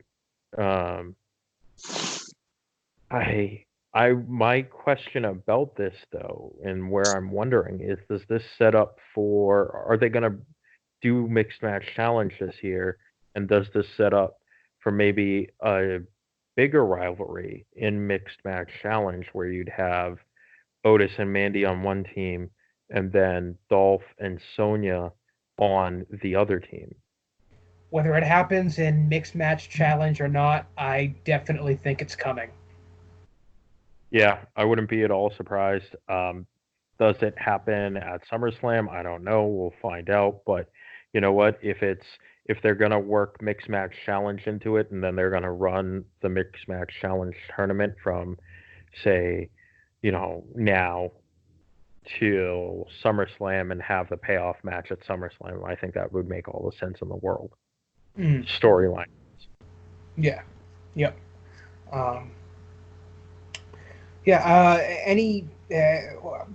What about you, Dustin, on this one? How did you like it? Yeah, it was good, man. I agree with you about Otis. Like, I love Otis. That dude's great. The ending was good. Yeah, like you said, feel good moment. It's a good time. Yep. So next up we have Edge versus Randy Orton in the last man standing match. I don't know, man. I was after waiting 9 years to see him in the ring again. This is not what I wanted his first match back to be. No. I wanted the Edge, not the Edge of old. That's not what I mean. But I wanted that technically proficient Edge who hits fun moves and not necessarily super taxing on his body. You know, the spears, the DDTs, if he can handle it, an electric chair drop. That's what I wanted from Edge's first match back. It's not that this wasn't overly bad. It's just I don't know. I found it kind of boring, and it was like 20 minutes too long. Yeah, it really was. I think that's all I can really say about it. It's just I was not happy. I was happy to see Edge win, but this is not what I wanted from his return. I wanted the pop bigger than his Royal Rumble return. I just wanted so much more from this. So that's really all I got to say about it. Lance, what were you thinking about it? I'm gonna take the opposite. I thought this match was done really well. Granted, it's a last man standing match. We know those matches are gonna run long. Mm-hmm. I understand pacing wise, it was a little slow in a lot of places, especially when they went backstage. But again, it's a last man standing match. Pacing in those is always slow. And you're right, it wasn't really what you would think of a typical Edge match, but this is a guy who's been away for 9 years, so it wasn't gonna be a typical match, so I didn't really have an issue with it. There were a lot of other things that I think brought in really well the emotion and intensity that Edge himself brought into this and then brought out of Randy was, in my opinion, awesome. Just all the little facial expressions and all the things like that, all that emotion. And I think really what Edge has been able to do over these last 9 years is obviously grow as an actor, and I think that really comes out here. Mm-hmm. I think that they did a lot of good camera work in spots here. Mm-hmm. I especially like the one where they just fall over the camera guy. That was really well done. The drop kick with the weight spot, that was a nice spot. I enjoyed the spider edge elbow thing he did when he jumps up on the cage and then just gives Orton the elbow on the table. When they get to the back, when they're in kind of like the extra area that they have where they have all the stuff set up, I'm pretty sure I saw Brother Love's bullhorn. It's that little stuff, right? It's the little stuff.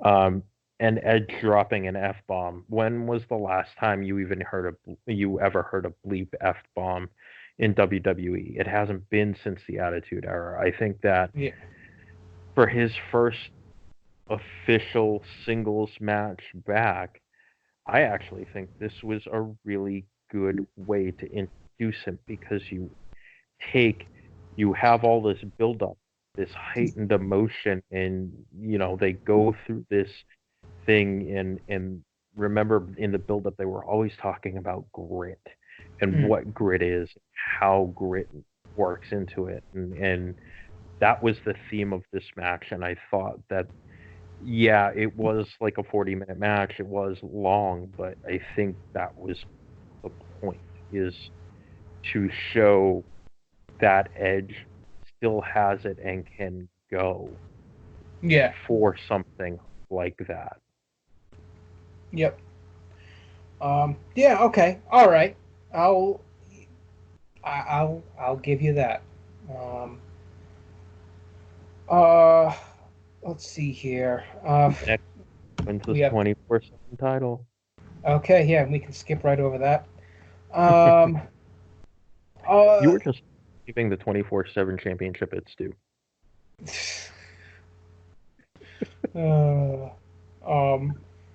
We have the Raw Tag Championship match.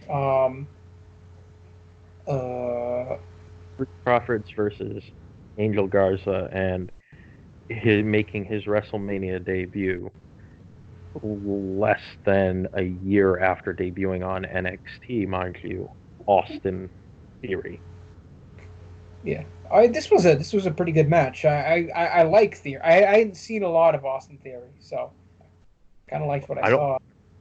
I think nobody's seen a lot of Austin Theory. He's had less than 5 matches on NXT. He debuted on NXT 4 months ago, 5 months ago. And now he's in a WrestleMania match. So it was really interesting to see. The Street Profits retain. I loved Bianca Belair coming out as the equalizer to Zelina Vega. Yeah. Who rocking some awesome Akasha gear as she came to the ring. Went out full Queen of the Damned thing. Yep. And Montez Ford. And this I'm gonna lump this in with the Flair Ripley match as exceptions to WWE's quote unquote homegrown talent. Because I don't believe Montez was actively wrestling anywhere else before he joined WWE. Montez Ford, man, he always knows where that camera is, and he is always performing. Yeah. Everything he does is a performance, and he is playing to the camera the entire time. Yep. But yeah, I thought it was a good match. All right, Dustin, what were your thoughts on that one? It was good. It was an entertaining match. Didn't have a whole lot of stake in like the characters because those are a lot of people were actually unfamiliar with. But it was decent. Yeah. Yeah. I will definitely agree with what Lance said about Montez Ford. And, I've always been a fan of Street Profits. I'm glad that they are not just these backstage commentators now, but actually in the championship scene and doing good things. So I like that. Now we're on to the 5-way women's championship match, SmackDown Women's Championship match. The return of O'Neil.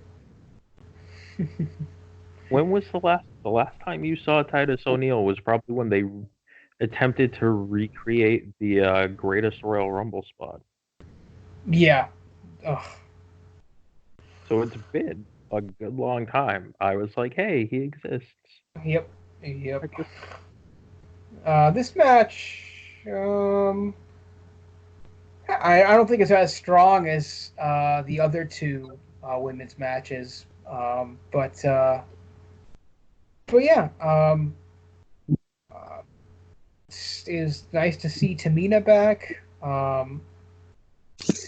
They pulled some good spots between Sasha Banks and Bayley, sort of working together, and I would have loved to have seen Lacey take the win here, but eventually Bayley did get the win. But what were your guys' thoughts on this? I thought it was an okay match. I really liked them putting over Tamina, especially with her just making her re-debut a few weeks ago. With having to have all 4 women cover Tamina to get the win. I thought her look pretty strong, well. Yeah. Yeah, they booked her really well in that return. And this match, I'm conflicted about because I think it's more... I don't want to say it's the opening chapter to the story, but it's definitely going to be a critical event in the story of what I think is going to end up being Banks versus Bailey at SummerSlam in Boston, where Banks will win the title, assuming that it happens still. Yeah. Because Banks bills herself from Boston. She grew up most of her early life in Boston. She went to wrestling school, not in Boston because there's not one in Boston. Her school is actually about 45 minutes north in North Andover, Massachusetts, currently. But she's the hometown person going in, and I think they will try and put the title on her at that point to get that pop. And I don't have any problems with it, but like I said, this match is building that story. It's build up to that story. Yeah. I could definitely see that. Yeah, this was a fine match. Dustin? Yeah, no, I enjoyed it. I thought it was great. I thought it was some cool, fun spots in it, and it seemed to develop the story pretty well. All right, and then we go to what I think is maybe the main event, best thing of the weekend. Agreed. That is the Firefly Funhouse match. There's so much to unpack here.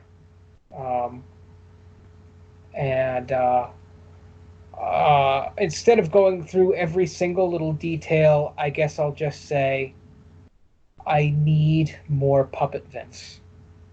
Yes. I need more. Good shit. This is such good shit.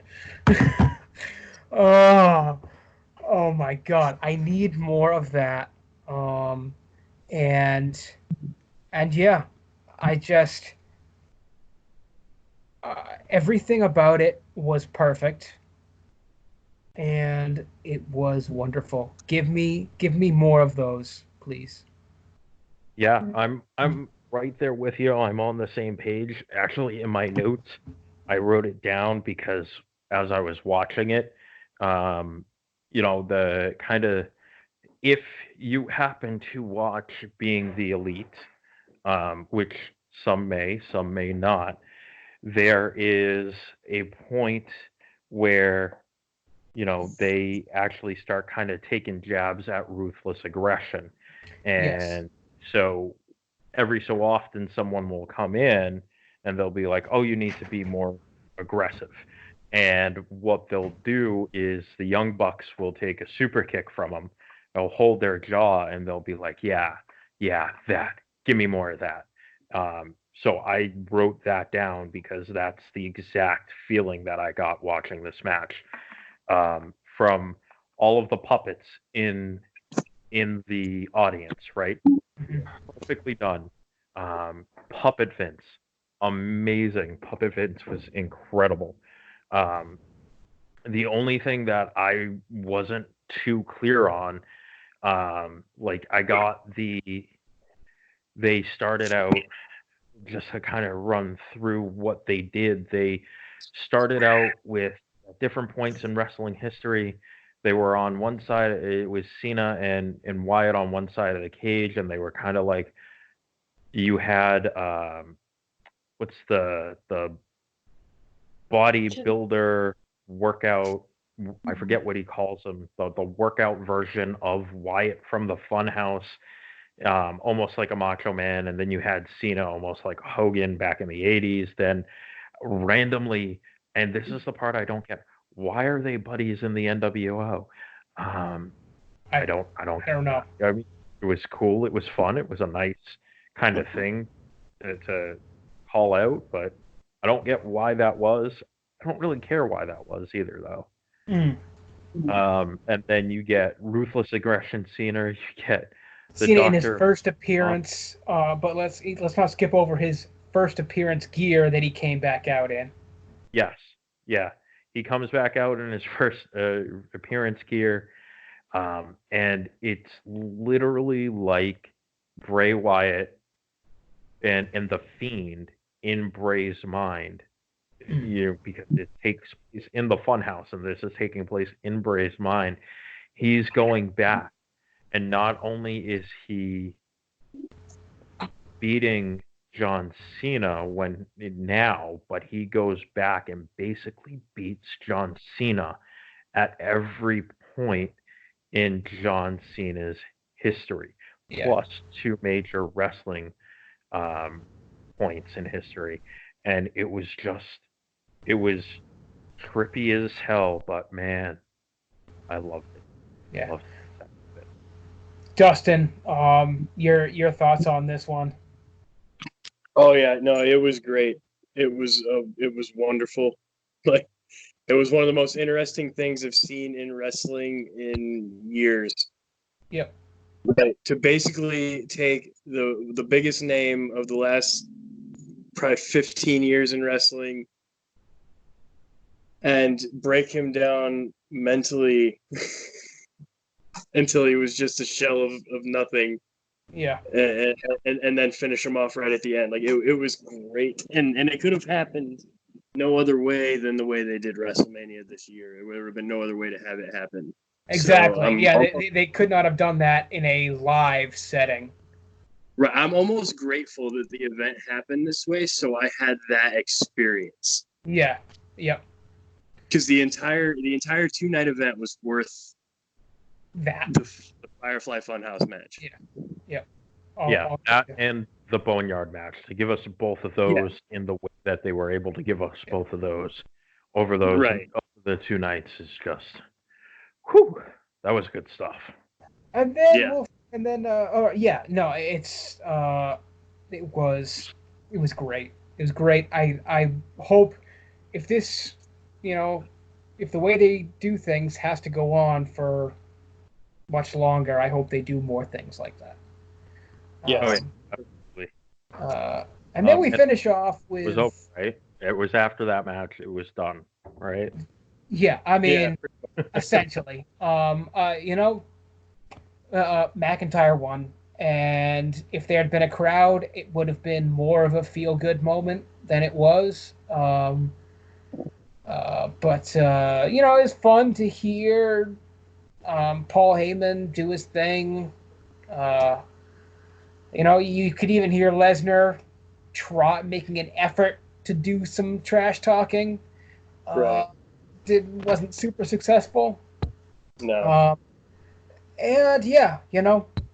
So it'll probably be another 6 months before we see Lesnar again, and then he'll win the championship back, and it's a whole bunch of bullshit I really don't want to see. I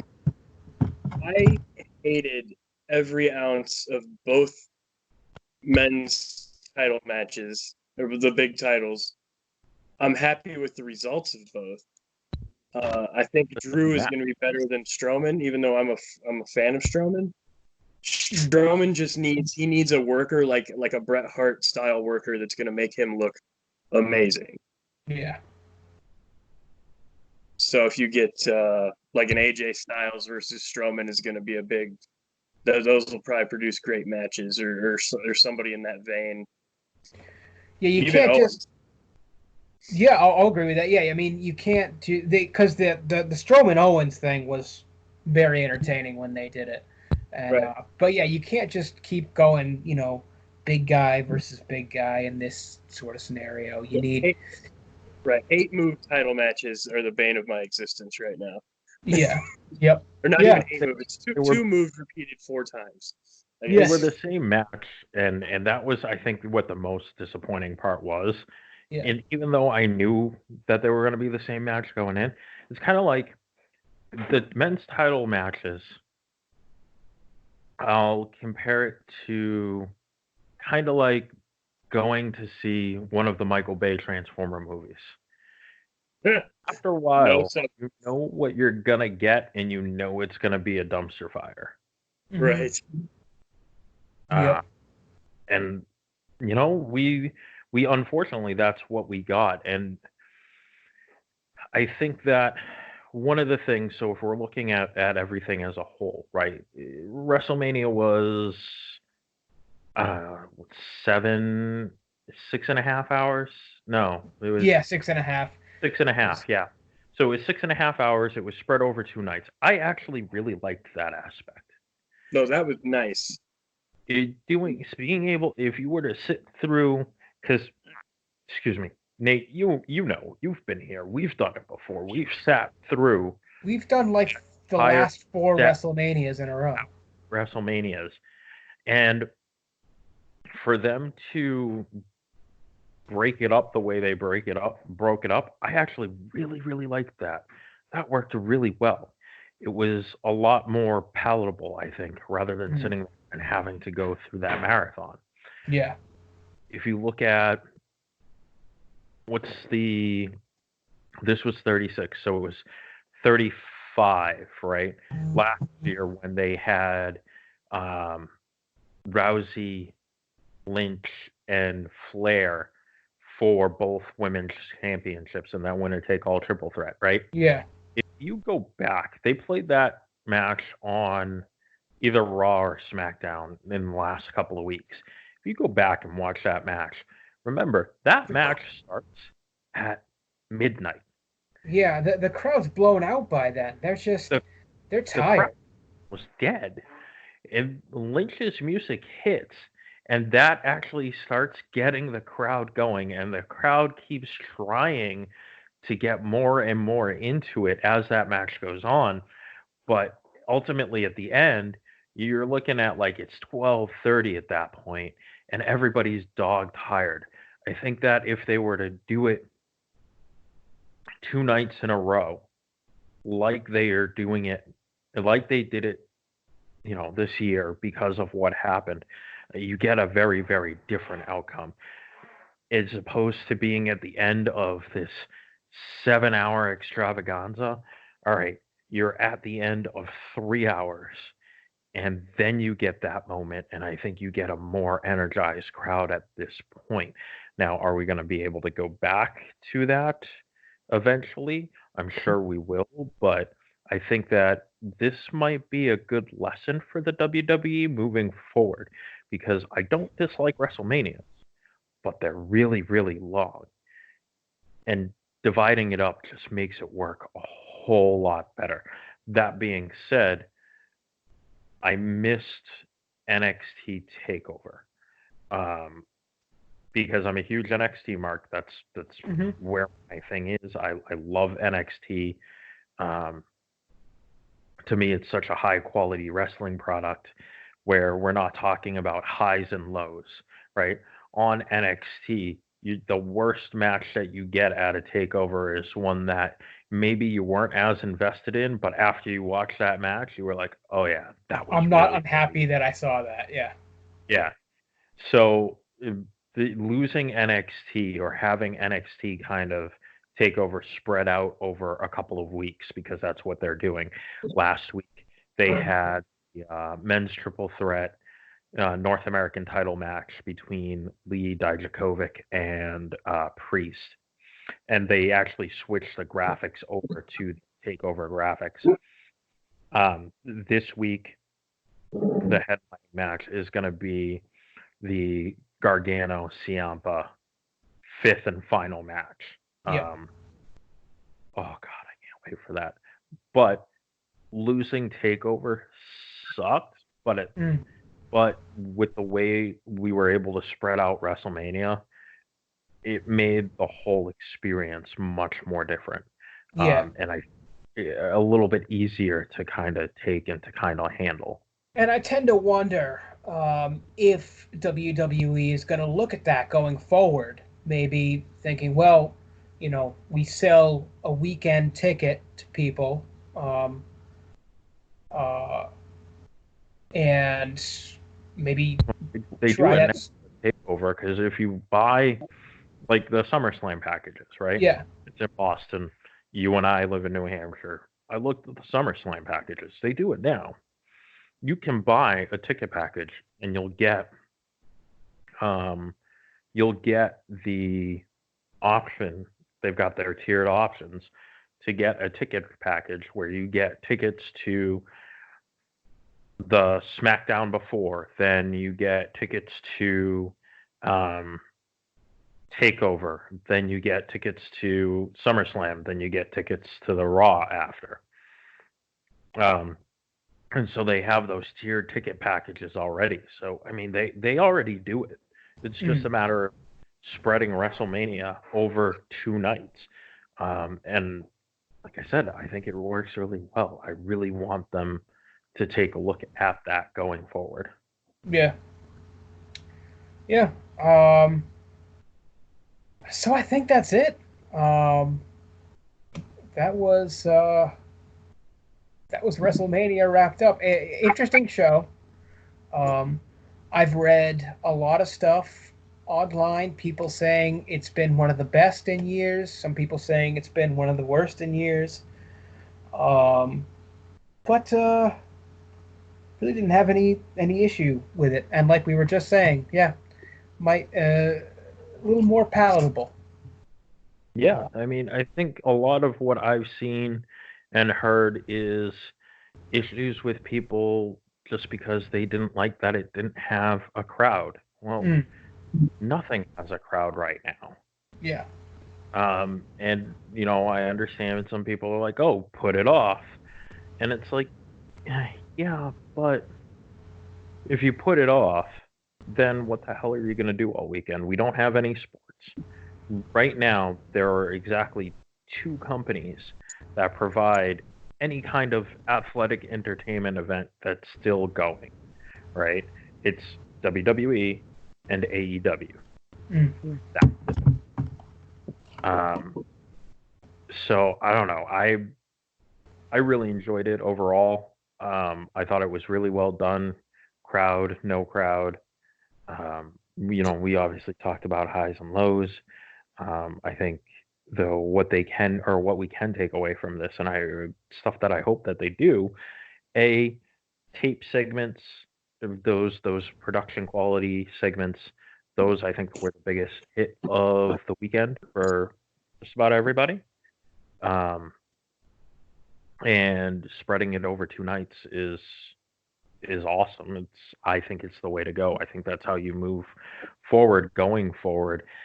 And then, like we said, NXT usually has TakeOver, but if you take TakeOver away and maybe add an hour, so it's 2 4-hour segments instead of 2 3-ish hour segments, then I think you can take the NXT Championship stuff and fold it in. Because tell me right now that the ending to Gargano and Ciampa should not be a WrestleMania main event.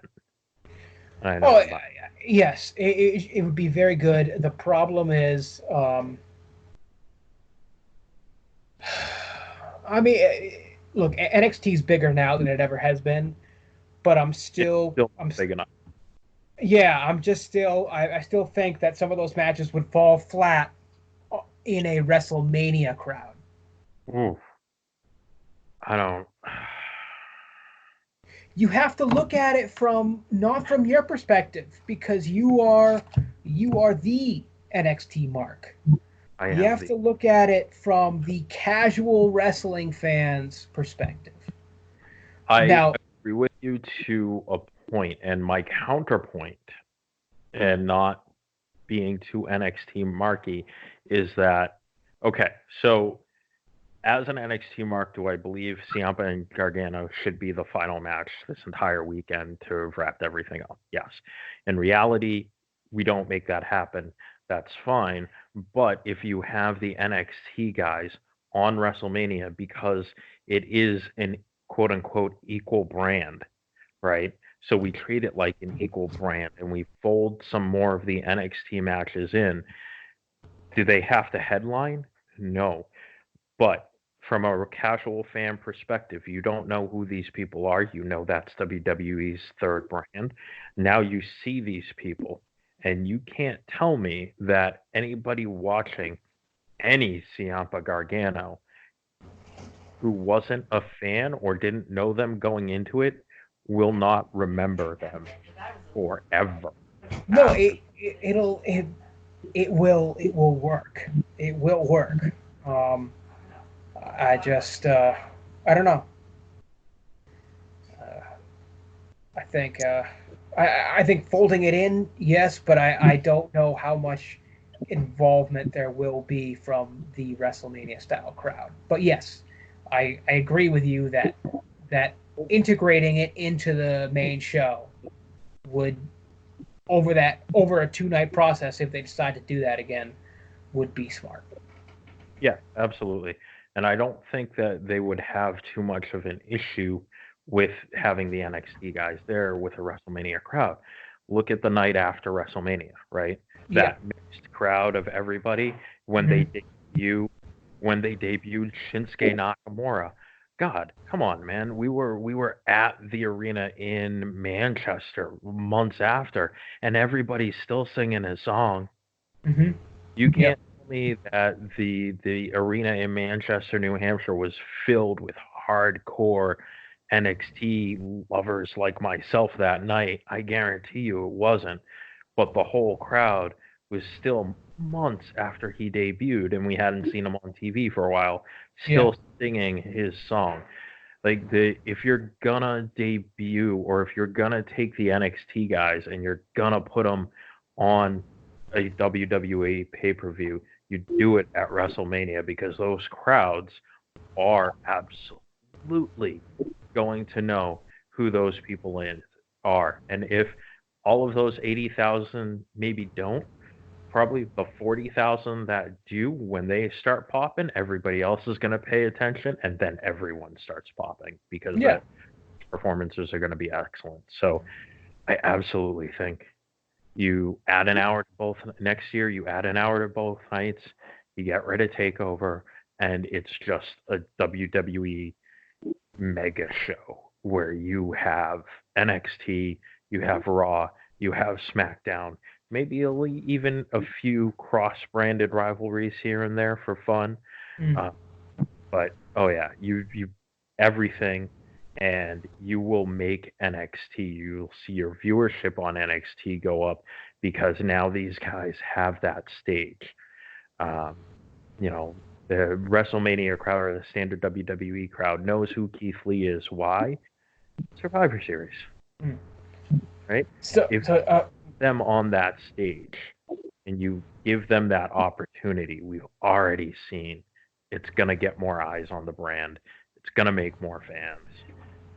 They'll be there in order to they'll put on the performances that they need to put on to, and again, usually outshine Raw and SmackDown, but to bring new fans in and to make more fans. I think that's the way to go moving forward for them.